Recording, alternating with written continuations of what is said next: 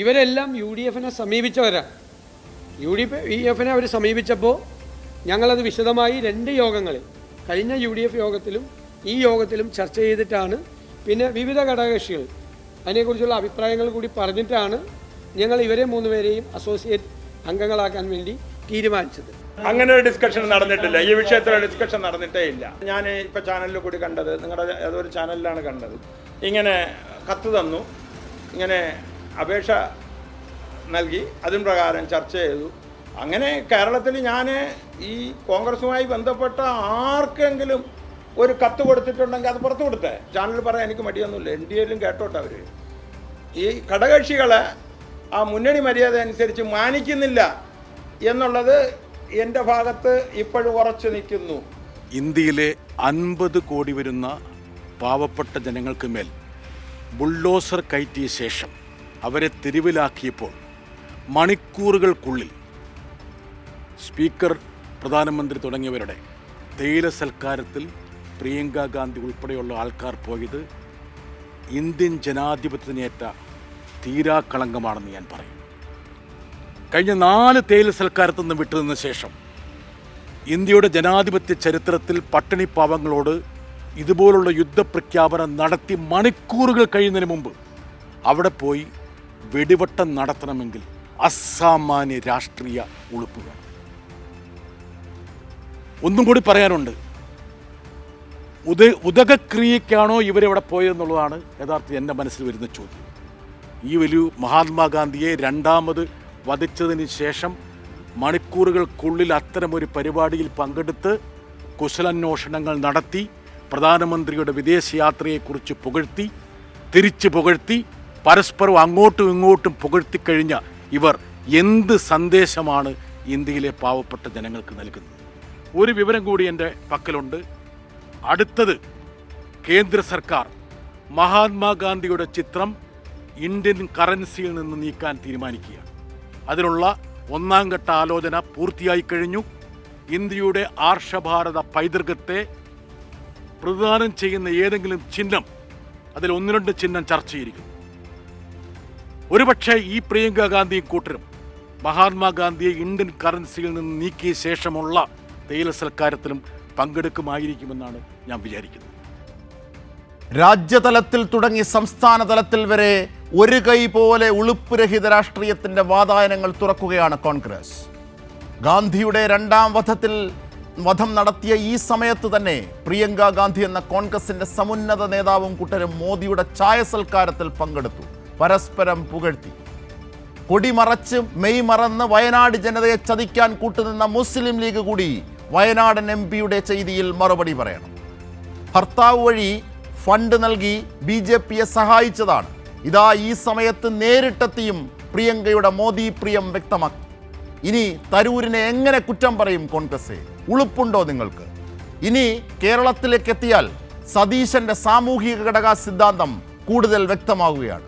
UDF വിപുലീകരണം, സ്വന്തം ജനതയുടെ ചോരയിൽ ചവിട്ടി BJPക്കൊപ്പം നിന്നവരെ കൂടെ കൂട്ടുന്നു. ജാനുവും വിഷ്ണുപുരവും PV അൻവറും. ഇനി ജമാഅത്തെ ഇസ്ലാമിയെ കൂടെ കൂട്ടാൻ അല്ലെങ്കിൽ അസോസിയേറ്റ് കക്ഷിയാക്കാൻ കൂടുതൽ സാധ്യതയായല്ലോ അല്ലേ? ഉളുപ്പുണ്ടോ കോൺഗ്രസ് നിങ്ങൾക്ക്? NDA പോലും എടുക്കാച്ചരക്കാക്കിയ വിഷ്ണുപുരം ചന്ദ്രശേഖരൻ പോലും സതീശന്റെ ക്ഷണം നിരസിക്കുന്നു പരസ്യമായി. സതീശൻ പറഞ്ഞ ആഗ്രഹക്കത്ത് കളവാണെന്ന് പറയുന്നു. ഉളുപ്പുണ്ടോ കോൺഗ്രസ് നിങ്ങൾക്ക്? ഇനിയും ഇടതുവിരുദ്ധതയുടെ മത്ത് തലയ്ക്ക് പിടിച്ച് വസ്തുതാവിരുദ്ധമായി സംഘപരിവാറിന് അനുകൂലമായി മാധ്യമങ്ങൾ രചിച്ച വാർത്താ കഥകളുടെ ഊർജത്തിൽ RSSുകാർ ഒരു പാവം മനുഷ്യനെ തല്ലിച്ചതച്ചു കൊന്നു വാളയാറിൽ. ഉളുപ്പുണ്ടോ മാധ്യമങ്ങളെ നിങ്ങൾക്കും? ഉളുപ്പുരഹിത രാഷ്ട്രീയത്തിന്റെ വലതു മാതൃകകൾ നമുക്ക് ചർച്ച ചെയ്യാം. ഈ ഘട്ടത്തിൽ ചർച്ചയെ സമ്പന്നമാക്കുന്ന അതിഥികൾ ആദ്യം M പ്രകാശ് മാസ്റ്റർ, CPIM മുതിർന്ന നേതാവ്, ജോൺ ബ്രിട്ടാസ് MP, കോൺഗ്രസ് സഹയാത്രികൻ B റജി, ഒപ്പം രാഷ്ട്രീയ നിരീക്ഷകൻ ഇടത് സഹയാത്രികൻ റജി ലൂക്കോസ്. ആദ്യം ശ്രീ B റജി. ശ്രീ B റജി, നമുക്ക് കേന്ദ്രത്തിൽ നിന്ന് തന്നെ തുടങ്ങാം. ചായ സൽക്കാരത്തിൽ, മോദിയുടെ ചായ സൽക്കാരത്തിൽ സാക്ഷാൽ പ്രിയങ്ക ഗാന്ധി. ഇത് വലിയ വിമർശനമായി ഇന്ന് ആഞ്ഞടിക്കുകയാണ്, അലയടിക്കുകയാണ്. CPIM-ന്റെ രാജ്യസഭാ MP ശ്രീ ജോൺ ബ്രിട്ടാസ് അടക്കം പറഞ്ഞ കാര്യങ്ങൾ തുടക്കത്തിൽ താങ്കൾ കേട്ടിരിക്കുമല്ലോ. നോക്കൂ അജംഷാദ്, ഈ നമ്മൾ ജീവിക്കുന്നത് ഒരു ജനാധിപത്യ രാജ്യത്താണ്. ജനാധിപത്യത്തിൽ ചില പാർലമെൻ്ററി മര്യാദകളുണ്ട്, പാർലമെൻറ്റ് എറ്റിക്വേറ്റ്. അത് ജനാധിപത്യത്തിൽ ഭരണപക്ഷവും പ്രതിപക്ഷവും പാലിക്കേണ്ട ചില മര്യാദകളാണ്. ഒരു നിയമസഭ അല്ലെങ്കിൽ പാർലമെൻറ്റ് സെഷൻ കഴിയുമ്പോൾ സ്പീക്കർ ഒരു ചായ സൽക്കാരത്തിന് ക്ഷണിക്കുന്നു.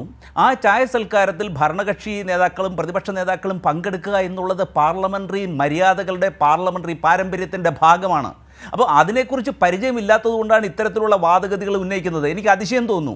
നോക്കൂ, കേരള നിയമസഭയിൽ ബഹുമാന്യനായ സ്പീക്കർ ഭരണപക്ഷത്തെയും പ്രതിപക്ഷത്തെയും ചേർത്ത് നിർത്തി ഫോട്ടോകൾ എടുക്കുന്നില്ലേ, അവർക്ക് ചായ സൽക്കാരം നടത്തുന്നില്ലേ? അപ്പോൾ ഭരണപക്ഷവും പ്രതിപക്ഷവും മാറി നിൽക്കുകയാണോ ചെയ്യേണ്ടത്? ഇത് നമ്മുടെ ജനാധിപത്യ രാജ്യത്ത് ആശയ സംവാദങ്ങളാണ് ലോകസഭയിൽ നടക്കേണ്ടത്, പാർലമെൻ്ററി ഫോറങ്ങളിൽ നടക്കേണ്ടത്. അല്ലാതെ അവരെ വാള് രണ്ട് ഭരണകക്ഷിക്കാർ വാളും പ്രതിപക്ഷക്കാർ വാളും പരിചയം എടുത്തിട്ടുള്ള യുദ്ധം ചെയ്യലല്ല. സൽക്കാരങ്ങൾ ഒഴിവാക്കിയത് എന്തിനാണ്? അന്ന് ഈ ജനാധിപത്യമില്ലേ? നോക്കൂ, അത് ഞാൻ പറഞ്ഞില്ലേ, അത് ജനാധിപത്യത്തിന്റെ എന്താണ് ഫോർമലായിട്ടുള്ള ചില ചടങ്ങുകളാണ്, ചില മര്യാദകളാണ്. അതാണ് ഞാൻ ചോദിച്ചത്. നേരത്തെ ഇതുപോലെ ജനാധിപത്യ മര്യാദ ഉണ്ടായിരുന്നല്ലോ, അന്നെന്തിനാണ് 4 ചായ സൽക്കാരങ്ങൾ നിങ്ങൾ ഒഴിവാക്കിയത് പ്രതിപക്ഷം? അല്ല, അതിൻ്റെ പ്രധാനപ്പെട്ട കാരണം ഇത്തവണ 2 ചർച്ച നടത്തുവാൻ പാർലമെൻറ്റ് സമ്മതിച്ചിട്ടുണ്ടായിരുന്നു. മുൻകാലങ്ങളിൽ അത്തരത്തിൽ പ്രതിപക്ഷം ഉന്നയിക്കുന്ന ചർച്ചകൾക്ക് ഭരണപക്ഷം തയ്യാറാകാത്ത സാഹചര്യമുണ്ടായിരുന്നു. ഇത്തവണ ചർച്ചകൾക്ക് തയ്യാറായി. അതിൻ്റെ അടിസ്ഥാനത്തിലാണ് ലോകസഭ 100% അതിൻ്റെ ലോകസഭയിലെ ട്രാൻസാക്ഷൻ നടന്നു എന്നുള്ളതാണ് ഏറ്റവും ഒടുവിലത്തെ കണക്ക്. അപ്പോൾ നോക്കൂ, അതുകൊണ്ട് ഈ MG നരേഗ പദ്ധതി ഒക്കെ പോകുന്ന സമയത്ത്, അതിനെ കൊല്ലുന്ന സമയത്ത് അതിൽ ശക്തമായി ഇടപെടാനും പ്രതിപക്ഷങ്ങൾക്ക് പ്രത്യേകിച്ച് കോൺഗ്രസിനുമൊക്കെ അവരുടെ ഉന്നയിക്കാനും വാദഗതികൾ ഉന്നയിക്കുവാനും അത് ലോകത്തെ അറിയിക്കുവാനും ഇന്ത്യയിലെ ജനങ്ങളെ അറിയിക്കുവാനും അവസരം ലഭിച്ചു. അത് പാർലമെന്ററി മര്യാദകളുടെ ഭാഗമായി നടക്കുന്ന എന്ന ബില്ല് പാസ്സാക്കിയവരെടുക്കുമ്പോൾ നഷ്ടമാകുന്നത് ഈ രാജ്യത്തെ തൊഴിലുറപ്പ് സംവിധാനത്തിൻ്റെ അടിസ്ഥാനമാണ്. സംസ്ഥാനങ്ങൾക്ക് മേൽ ബാധ്യതകൾ ചാർത്തി പാവങ്ങളെ വഞ്ചിക്കുന്ന നിലപാട് 1. 2, മഹാത്മാഗാന്ധിജി എന്ന ഫാസിസത്തിനെതിരെ അടരാടി മരിച്ച ആ പാവം വയോവൃദ്ധൻ്റെ പേര്, ഈ രാഷ്ട്രപിതാവിൻ്റെ പേര് ആ പദ്ധതിയിൽ നിന്നും ഒഴിവാക്കി. ആ നിമിഷത്തിലാണ് നിങ്ങൾ പോയി ചായ സൽക്കാരത്തിൽ പങ്കെടുത്തത്. എന്നിട്ട് ഗാന്ധി എന്ന പേരിൻ്റെ വാലുമിട്ട് നിങ്ങൾ ഇരിക്കുകയാണ്. എന്നിട്ട് പറയുന്നു ഇത് ജനാധിപത്യ മര്യാദയാണെന്ന്. ഏത് അളവുകോലിലാണ് ജനാധിപത്യ മര്യാദയുടെ പരിപ്രേക്ഷ്യത്തെ നിങ്ങൾ കാണുന്നത്? റജി, നോക്കൂ, ഈ MG നരേഗ ആ പദ്ധതി, മഹാത്മാഗാന്ധി ദേശീയ തൊഴിലുറപ്പ് പദ്ധതിയെ BJP സർക്കാർ കൊന്നു എന്നുള്ള കാര്യത്തിൽ ഒരു സംശയവുമില്ല. അതിൽ സംശയമില്ല. അതിൽ ഏറ്റവും ശക്തമായി പ്രതികരിക്കുന്നത് കോൺഗ്രസ്. ഉളുപ്പുണ്ടോ കോൺഗ്രസ് എന്ന് ജോൺ ബ്രിട്ടാസ് ചോദിച്ചത് എത്ര ശരിയാണ്. നോക്കൂ, ബഹുമാന്യനായ ജോൺ ബ്രിട്ടാസ് അദ്ദേഹം BJP-യെ സഹായിക്കാൻ വേണ്ടിയാണ് ഇത് പറയുന്നത് എന്ന് ഞാൻ പറയുകയാണ്. കാരണം എന്താണ്, അദ്ദേഹം എന്തുകൊണ്ട് മോദിയുമായി കൂട്ടുകെട്ടി മോദിയുടെ ചായ സൽക്കാരത്തിൽ പോയി പങ്കെടുത്തു? ഇത് ഈ പുതിയ സംഭവമല്ല. ഭർത്താവ് DLF വഴി കൊടുത്ത ഫണ്ട് അത് രാജ്യം ചർച്ച ചെയ്യുകയാണ് BJP-ക്ക്. ഇതൊക്കെ പ്രിയങ്ക ഗാന്ധിക്ക് മേൽ ആരോപിക്കപ്പെടുന്നുണ്ട്. ബാബറി മസ്ജിദ് പൊളിച്ച സ്ഥലത്ത് രാമക്ഷേത്രം കെട്ടുന്ന ഘട്ടത്തിൽ BJP അത് അവരുടെ ഒരു പരിപാടിയായി ആസൂത്രണം ചെയ്യുന്ന ഘട്ടത്തിൽ അതിന് ആശംസ അയച്ച ആളാണ് പ്രിയങ്ക ഗാന്ധി. ആ പ്രിയങ്ക ഗാന്ധിയാണ് ഇന്ന് മോദിക്കൊപ്പം ചായ സൽക്കാരത്തിൽ പങ്കെടുത്തത്. മണിപ്പൂരിൽ ആയിരക്കണക്കിന് പാവങ്ങളെ ചുട്ടുകൊല്ലുന്നു, അവിടേക്ക് തിരിഞ്ഞു നോക്കിയിട്ടില്ല മോദി. അപ്പോഴാണ് പ്രിയങ്ക ഗാന്ധി അവിടെ പോയി ഗാന്ധിയുടെ വാൽപ്പേരുമിട്ട് ചായ സൽക്കാരത്തിൽ പങ്കെടുക്കുന്നത്. ഉളുപ്പുണ്ടോ കോൺഗ്രസ് എന്ന് ജോൺ ബ്രിട്ടാസ് ചോദിച്ചതിൽ ഒരു തെറ്റുമില്ല. സംഘപരിവാറിൻ്റെ അജണ്ട PM ശ്രീ പദ്ധതി വഴി നടപ്പാക്കാൻ ശ്രമിക്കുമ്പോൾ, കേരളത്തിലെ വിദ്യാഭ്യാസ രംഗത്ത് നടപ്പാക്കാൻ ശ്രമിക്കുമ്പോൾ അതിൻ്റെ ഇടനിലക്കാരനായി പ്രവർത്തിച്ചു എന്ന് വിദ്യാഭ്യാസ വകുപ്പ് മന്ത്രി രാജ്യസഭയിൽ ശ്രീ പ്രധാൻ രാജ്യസഭയിൽ പറഞ്ഞത് നാം എല്ലാവരും കേട്ടു. അപ്പോൾ അത്തരത്തിൽ ഈ നാടിന് കേന്ദ്ര സർക്കാർ അതാണ് താങ്കൾക്ക് ജനാധിപത്യ മര്യാദയിൽ ചായ സൽക്കാരത്തെ കാണാം. ഒരു കേന്ദ്ര സർക്കാർ ഒരു സംസ്ഥാനത്തിന് നൽകേണ്ട അർഹമായ വിഹിതം താങ്കൾ ഉമ്മൻചാണ്ടി ഭരിക്കുമ്പോൾ മാത്രമല്ലല്ലോ, പിണറായി വിജയൻ ഭരിക്കുമ്പോഴും റേഷൻ വാങ്ങില്ലേ? കാരണം താങ്കളുടെ അവകാശമാണത്, നമ്മളുടെ എല്ലാ അവകാശമാണ്. അതുപോലെ സംസ്ഥാനത്തിൻ്റെ അവകാശമാണ് ആ ഫണ്ട്. ഇവിടെ നിന്ന് പിരിച്ചു കൊണ്ടുപോകുന്ന പണമാണ്, അത് സംസ്ഥാനത്തിൻ്റെ വിദ്യാഭ്യാസ വികസനത്തിന് ലഭിക്കേണ്ട ഫണ്ടാണ്. അത് ചോദിച്ച് വാങ്ങിയതാണോ പാലം? നിങ്ങൾ ചായ കുടിക്കാൻ പോയതല്ലേ പാലം? അതെന്തുകൊണ്ട് നിങ്ങൾ ചായ സൽക്കാരത്തിന് പോയതല്ലേ പാലം? റജി, അതെന്തുകൊണ്ട് CPM പാർട്ടിയിൽ ചർച്ച ചെയ്തില്ല? CPM മുന്നണിയിൽ ചർച്ച ചെയ്തില്ല? റജി, ഈ നമ്മൾ തെരഞ്ഞെടുത്ത് അങ്ങോട്ടേക്ക് അയക്കുന്നത് കൂട്ടുകാരൻ്റെ കല്യാണത്തിന് ബിരിയാണി തിന്നാനല്ല, ഇതേ കണക്ക് സംസ്ഥാനത്തിൻ്റെ ജനങ്ങളുടെ താല്പര്യത്തിനാണ്. അതിനാണ് ഹൗസ് ഓഫ് ലോർഡ്സ് രാജ്യസഭയിലടക്കം ആൾക്കാരെ തെരഞ്ഞെടുത്ത് വിടുന്നത്. അത് അവരുടെ കടമയാണ്, അവർക്ക് മേലുള്ള ബാധ്യതയാണ്. അതാണ് നിർവഹിച്ചത്, അല്ലാതെ നിങ്ങളെപ്പോലെ ചായ സൽക്കാരത്തിൽ പങ്കെടുത്തതല്ല. റജി, ഞാൻ തിരിച്ചെത്താം. ഇപ്പോൾ സാക്ഷാൽ ജോൺ ബ്രിട്ടാസ് തന്നെ നമ്മുടെ ലൈനിലുണ്ട്. ശ്രീ ജോൺ ബ്രിട്ടാസ്, എന്താണ് ഇന്ന് താങ്കൾ പ്രിയങ്ക ഗാന്ധിക്കെതിരെ രൂക്ഷമായ ആക്ഷേപം ഉന്നയിക്കുകയും ആരോപണം ഉന്നയിക്കുകയും മാത്രമല്ല അതേ സംബന്ധിച്ച് താങ്കൾ പറഞ്ഞത് അടിവരയിടേണ്ടതാണ്, ഉദകക്രിയ നടത്താനാണോ പോയത്? എന്തൊക്കെയാണ് ഈ ഘട്ടത്തിൽ? അതൊരു ജനാധിപത്യ പ്രക്രിയയുടെ ഭാഗമായിട്ടാണ് പോകുന്നത്, ഒരു പാർലമെന്ററി മര്യാദയാണെന്നൊക്കെയാണ് കോൺഗ്രസ് വിശദീകരിക്കുന്നത്. ശ്രീ ജോൺ ബ്രിട്ടാസ്. അല്ല, അതിന് മുമ്പ് ഞാൻ അല്പസമയം ഞാൻ അദ്ദേഹം പറയുന്നത് കേട്ടു. അപ്പൊ എനിക്ക് ഒറ്റ കാര്യമുള്ളൂ, അതായത് എല്ലാ പാർലമെന്റ് സമ്മേളനത്തിന് മുമ്പും ബഹുമാനപ്പെട്ട മുഖ്യമന്ത്രി MP-മാരുടെ സമ്മേളനം വിളിക്കും. ഇന്ന അക്കൗണ്ടിൽ നമുക്ക് കിട്ടാനുള്ള പൈസയുണ്ട്. ഇപ്പൊ സമഗ്ര ശിക്ഷയിൽ നമുക്ക് 1200, 1400 കോടി രൂപ കിട്ടാനുണ്ട്. അത് പോയി കിട്ടാൻ വേണ്ടിയിട്ട് നമ്മുടെ MP-മാര് ഒറ്റയ്ക്കും തെറ്റയ്ക്കും ഒക്കെ പോയിട്ട് പ്രവർത്തിക്കണമെന്ന് പറയും. അതിനുവേണ്ടി നമ്മൾ പോവും.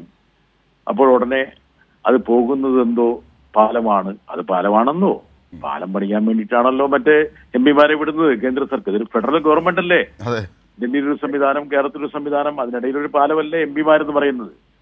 അതിനകത്ത് യാതൊരുവിധ ഒരു അതിശോക്തിയില്ല. അപ്പൊ അതുകൊണ്ട് അത് എന്നെ സംബന്ധിച്ചിടത്തോളം ഞാനൊരു MP എന്ന നിലയിൽ പ്രവർത്തിക്കുന്നു എന്ന് ഒരു കേന്ദ്രമന്ത്രി സാക്ഷ്യപ്പെടുത്തുന്നതിന് എനിക്ക് സന്തോഷമുള്ളൂ.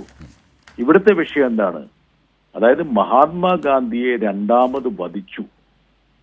ആ വധം കഴിഞ്ഞ് ഏതാനും മണിക്കൂറുകൾക്കുള്ളിൽ ആ വധത്തിന്റെ പ്രയോക്താക്കൾക്കൊപ്പം ചായ കുടിച്ച് വെടിവട്ടം പറഞ്ഞിരിക്കുക എന്ന് പറയുന്നത് നമുക്കൊരു കളങ്കമാണ് എന്ന് പൊതുജനങ്ങൾ കരുതുന്നു. 50 കോടി ജനങ്ങളെ തെരുവിലേക്ക് അയച്ച ശേഷം അങ്ങനെ ഒരു തേയില സൽക്കാരത്തിൽ പങ്കെടുക്കാനുള്ള മാനസികാവസ്ഥ എന്തുകൊണ്ട് കോൺഗ്രസിന്റെ നേതാക്കൾക്ക് ഉണ്ടായി? അതാണ് ഏറ്റവും പ്രധാനപ്പെട്ട വിഷയം. രണ്ടാമത്തെ കാര്യം, ഇവിടെ അദ്ദേഹം ചോദിച്ചൊരു കാര്യമുണ്ട്, പാർലമെന്ററി മര്യാദയാണ്. അങ്ങനെയാണെങ്കിൽ എൻ്റെ ആ സുഹൃത്തിനോട് ചോദിക്കാനുള്ളത്, ഈ പാർലമെന്ററി മര്യാദ കഴിഞ്ഞ പാർലമെന്റ് സമ്മേളനത്തിൽ ഉണ്ടായിരുന്നില്ലേ? അതിനു മുമ്പുള്ള ബജറ്റ് സമ്മേളനത്തിൽ ഉണ്ടായിരുന്നില്ലേ? കഴിഞ്ഞ ശൈത്യകാല സമ്മേളനത്തിൽ ഉണ്ടായിരുന്നില്ലേ? ആ മര്യാദകളൊന്നും പാലിക്കേണ്ടതില്ലെന്ന് എന്തുകൊണ്ടാണ് കോൺഗ്രസ് പാർട്ടിയും ഇന്ത്യ അലയൻസിലെ പാർട്ടികളും തീരുമാനിച്ചത്? ആ ഓരോ വിഷയം എന്തുകൊണ്ടാണ് തീര സർക്കാരത്തിൽ നിന്ന് വിട്ടുനിൽക്കുന്നത് എന്നുള്ളത് അന്ന് പ്രതിപക്ഷ നേതാക്കൾ വ്യക്തമാക്കിയില്ലേ? ഒന്ന്, SIR-ന്റെ മുകളിലെ ചർച്ച അനുവദിച്ചില്ല, അതുകൊണ്ട് ഞങ്ങൾ പങ്കെടുക്കുന്നില്ല. 2, വഖഫ് ബിൽ പാസാക്കി, ഞങ്ങൾ പങ്കെടുക്കില്ല. 3, അംബേദ്കറെ അപമാനിച്ചു, ഞങ്ങൾ പങ്കെടുക്കുന്നില്ല. അന്നൊക്കെ ഞങ്ങൾ ഈ ആചാരപരമായിട്ടുള്ള മര്യാദയിൽ നിന്ന് വിട്ടുനിൽക്കാനുള്ള കാരണം എന്തായിരുന്നു? അതിനേക്കാൾ എത്രത്തോളം ഹീനമായിട്ടുള്ള ഒരു കർമ്മമാണ് കേന്ദ്ര സർക്കാരിന്റെ ഭാഗത്തുണ്ടായത്. അപ്പോൾ മുമ്പുണ്ടായിരുന്ന ഈ ആചാരപരമായ മര്യാദ ഇപ്പോൾ ഉടനെ നെഞ്ചിലേക്ക് ചേർത്ത് പിടിക്കേണ്ട കാര്യം എന്താ ഉള്ളത്? അത് മാത്രമല്ല എനിക്ക് ഒറ്റ ചോദ്യമുള്ളൂ. പ്രിയങ്ക ഗാന്ധി ഒരു MP മാത്രമാണ്. അത് കോൺഗ്രസിന്റെ ജനറൽ സെക്രട്ടറി ആയിരിക്കാം. പക്ഷേങ്കിൽ കോൺഗ്രസ് പാർലമെന്ററി പാർട്ടിയിൽ അവർ സാധാരണ MP-ക്ക് അപ്പുറത്ത് ഒരു പദവിയും കൈയാളുന്നില്ല. ഒരു കുടുംബത്തിന്റെ സ്റ്റാമ്പ് ഓഫ് അപ്രൂവൽ കേന്ദ്ര സർക്കാർ നൽകാൻ വേണ്ടിയല്ലേ അവർ പോയത്? അവരെ അയച്ചത് ആരാണ്? അയച്ചത് അവരെ. അതല്ലേ കണ്ടെത്തേണ്ടത്. അതാണ് ശ്രീ ജോൺ ബ്രിട്ടാസ് ഏറ്റവും പ്രധാനപ്പെട്ട ഒരു വശം. UP തെരഞ്ഞെടുപ്പിൻ്റെ വേളയിൽ ഇതുപോലെ സമാജ്വാദി പാർട്ടിയെ ദുർബലമാക്കാൻ പ്രിയങ്ക ഗാന്ധിയുടെ നേതൃത്വത്തിൽ നടന്ന തെരഞ്ഞെടുപ്പ്, DLF വഴി ചെയ്ത സഹായങ്ങൾ, മാത്രമല്ല രാമക്ഷേത്രത്തിന് ആശംസ അയച്ചത്, അതിൻ്റെ തുടർച്ചയായി തന്നെ പ്രിയങ്ക ഗാന്ധി തന്നെയാണ് ഇവിടെയും പോകുന്നത്. അത്തരത്തിലുള്ള ആക്ഷേപങ്ങളിലേക്ക് പോകുന്നില്ല. എന്താ കാരണം വെച്ചാൽ ഇതൊക്കെ നമ്മൾ ഒരുപാട് ചർച്ച ചെയ്തതാണ്. പക്ഷെ എനിക്ക് ഏറ്റവും വലിയ, ഞാനിത് വളരെ ആത്മാർത്ഥമായിട്ട് ഞാൻ വിശ്വസിക്കുകയാണ്. എന്താ കാരണം വെച്ചാൽ ഈ ബില്ലിനെതിരെ മഹാത്മാഗാന്ധിയുടെ സ്മരണ നിലനിർത്തുന്ന ബില്ല് എന്ന് പറയുന്നത്, അതല്ലെങ്കിൽ മൻരേഗ, മഹാത്മാഗാന്ധി തൊഴിലാന പദ്ധതി എന്ന് പറയുന്നത് ഒരുപക്ഷെ ലോകത്തിന് ഏറ്റവും വലിയ മാതൃകയായിട്ടുള്ള ഒരു നിയമനിർമ്മാണമായിരുന്നു. ഒന്നാം UPA-യുടെ ഏറ്റവും പ്രധാനപ്പെട്ട വിളക്ക് മാടമായിട്ട് മാറിയതാണ്. ഇടതുപക്ഷം ഉൾപ്പെടെയുള്ള പാർട്ടികളുടെ നിർബന്ധത്തിന് വഴങ്ങി അന്ന് ഒന്നാം UPA സർക്കാർ പാവപ്പെട്ടവന് തൊഴിലൊരു അവകാശമാക്കി ഒരു നിയമനിർമ്മാണം നടത്തിയപ്പോൾ അതിനെ അനുകരിക്കാൻ വേണ്ടി ലോക രാഷ്ട്രങ്ങൾ ഒന്നാകെ മുമ്പോട്ട് വന്നു. തൊഴിൽ എന്നുള്ളത് അവകാശവും അഭിമാനവുമാക്കിയ ഒരു നിയമനിർമ്മാണത്തെ നിഷ്പ്രഭമാക്കി അസ്തമിപ്പിക്കുന്ന ഒരു ഘട്ടത്തിൽ അതിനു വേണ്ടിയിട്ട് ഘാതകരുടെ വേഷത്തിൽ വന്ന ആൾക്കാരോടൊപ്പം ചായ കുടിക്കുക എന്ന് പറയുന്ന ഏറ്റവും പ്രധാനപ്പെട്ട ഒരു പാതകം അനുഷ്ഠിച്ചു എന്നുള്ളതാണ് ഞങ്ങളെ പോലുള്ള ആൾക്കാർ. ഇനി മോദി സ്തുതി നടത്തുന്ന തരൂരിനെ എന്ത് പറയും കോൺഗ്രസ്? അല്ല, അത് ഞാൻ നേരത്തെ തന്നെ പറഞ്ഞിട്ടുണ്ട്. അതായത് പ്രവർത്തക സമിതി, കോൺഗ്രസിനടുത്തോളം ഏറ്റവും പ്രധാനപ്പെട്ട ഒരു സംഘടന എന്ന് പറയുന്നത് പ്രവർത്തക സമിതി. അതിനുശേഷമേ ബാക്കിയുള്ള സംഘടനയൊക്കെ ഉള്ളൂ. പ്രവർത്തക സമിതിയിലെ ഒരു അംഗത്തെ കൊണ്ട് മോദിയെ സ്തുതി പറയിപ്പിച്ചിട്ട് അദ്ദേഹത്തിന് നടപടി എടുക്കത്തില്ല എന്ന് പറയുമ്പോൾ അതിന് പിന്നിൽ ആരെങ്കിലും ഉണ്ടല്ലോ. അല്ലാതെ വെറുതെ ഒരാൾക്ക് അങ്ങനെ ചെയ്യാൻ പറ്റുമോ? ഞാൻ ഉറച്ചു വിശ്വസിക്കുന്നു കേരളത്തിലെ കോൺഗ്രസ് നേതൃത്വത്തിന്റെ അനുഗ്രഹാശിസുകളോടെയാണ് സാക്ഷാൽ ശശി തരൂര് ഈ മോദി സ്തുതി നടത്തുന്നത്. അതല്ലെങ്കിൽ അദ്ദേഹത്തിന് അങ്ങനെ നടത്താനുള്ള തന്റെ ഇടം ഉണ്ടാകില്ല എന്നുള്ള കാര്യം എനിക്കറിയാം. അപ്പൊ ആരാണ് അതിന്റെ പിന്നിൽ? അതുകൊണ്ടാണല്ലോ ഇവര് ഇൻവേർട്ടർ കോമ്പയിൽ ജനാധിപത്യമുള്ള പാർട്ടിയാണെന്നുള്ളത്. പാവപ്പെട്ട KV തോമസ് ഒരു സെമിനാറിൽ പങ്കെടുത്തപ്പോൾ പിടിച്ചു പുറത്താക്കിയതാണ്. ഇന്ത്യ അലയൻസിലെ തന്നെ ഒരു പാർട്ടി നടത്തിയ ഒരു സെമിനാറിൽ, അതും കേന്ദ്ര സംസ്ഥാന ബന്ധങ്ങളെ കുറിച്ചുള്ള കോൺഗ്രസിന് കൂടി ഏറ്റവും പ്രിയങ്കരമായ ഒരു വിഷയത്തിൽ ഒരു സെമിനാറിൽ പങ്കെടുത്തിന് പിടിച്ചു പുറത്താക്കിയ ഒരു പാർട്ടി ജനാധിപത്യം പെട്ടെന്ന് ഇവിടെ കണ്ടെത്തുമ്പോൾ അത് സ്വാഭാവികമായിട്ടും അത് അവർ ആലോചിച്ചുറപ്പിച്ചൊരു ജനാധിപത്യം ആയിരിക്കില്ലേ? അതെ, തീർച്ചയായും. Thank you. ഈ ഘട്ടത്തിൽ സഹകരിച്ചത് ശ്രീ ജോൺ ബ്രിട്ടാസ്.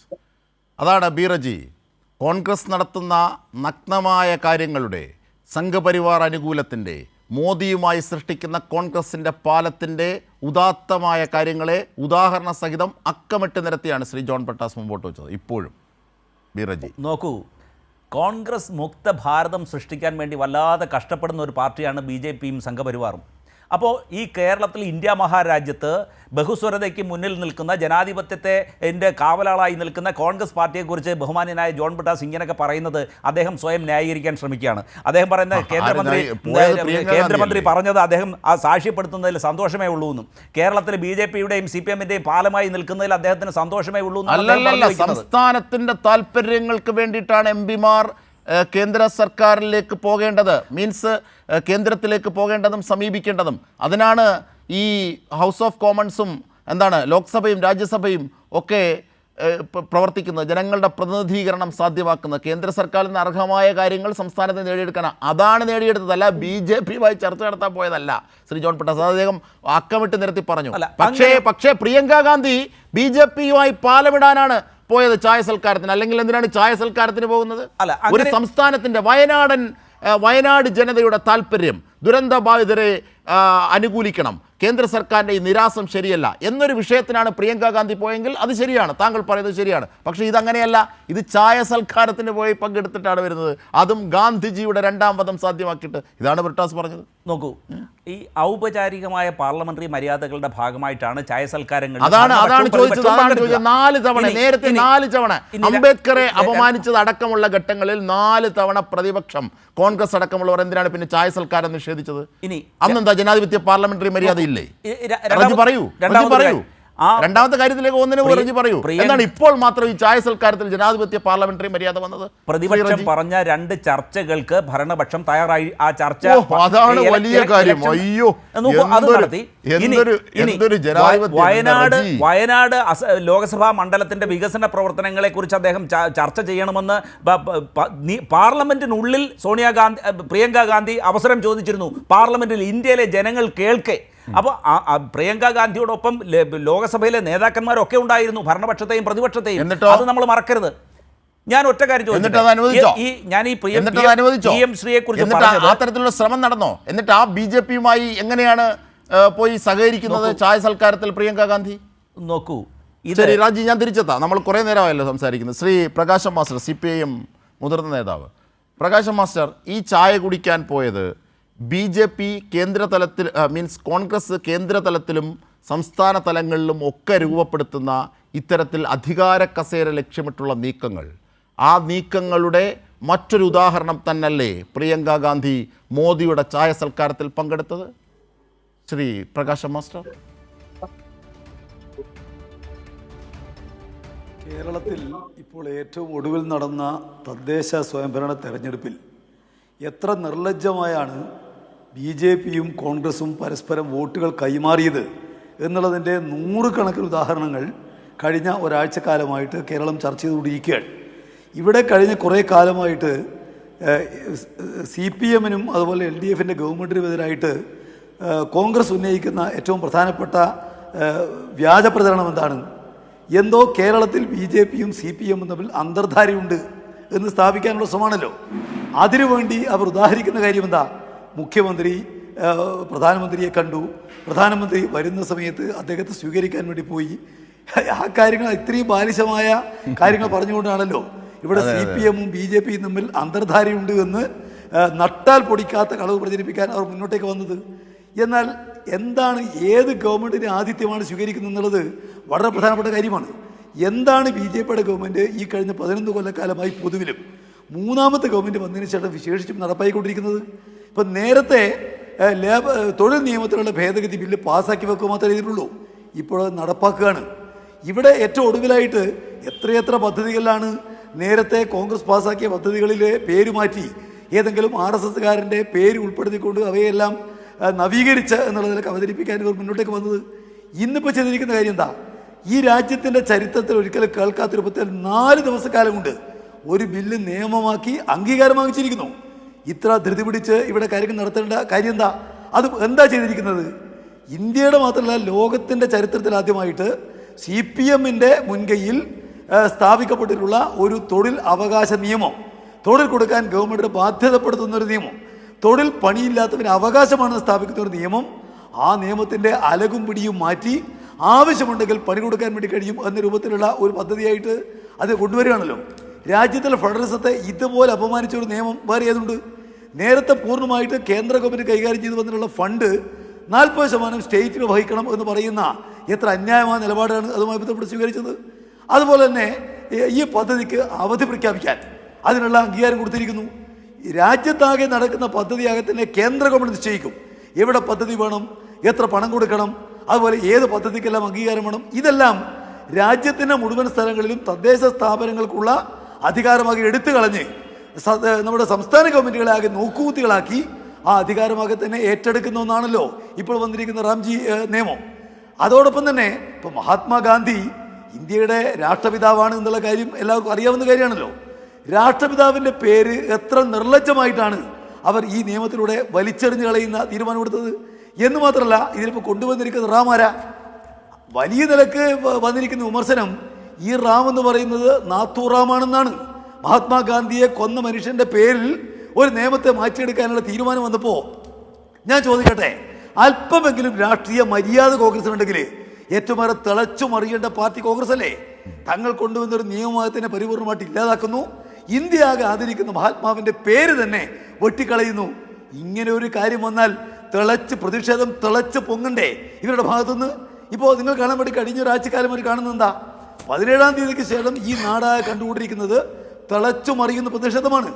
രാജ്യത്താകെ തൊഴിലാളികൾ, കൃഷിക്കാർ, കർഷക തൊഴിലാളികൾ, അതുപോലെ വ്യത്യസ്ത രാഷ്ട്രീയ പ്രസ്ഥാനങ്ങൾ, അവരെല്ലാം നരേന്ദ്രമോദി ഗവൺമെൻറ് കാണിച്ച സാധാരണ ജനങ്ങളെ വഞ്ചിക്കുന്ന ഈ നിയമനിർമ്മാണത്തിനെതിരായിട്ട് സംഘടിതമായ നിലയ്ക്ക് മുന്നോട്ടേക്ക് വരികയാണ്. രാജ്യത്തിലെ പ്രധാന പ്രതിപക്ഷം അല്ലേ ഇന്ത്യൻ നാഷണൽ കോൺഗ്രസ്?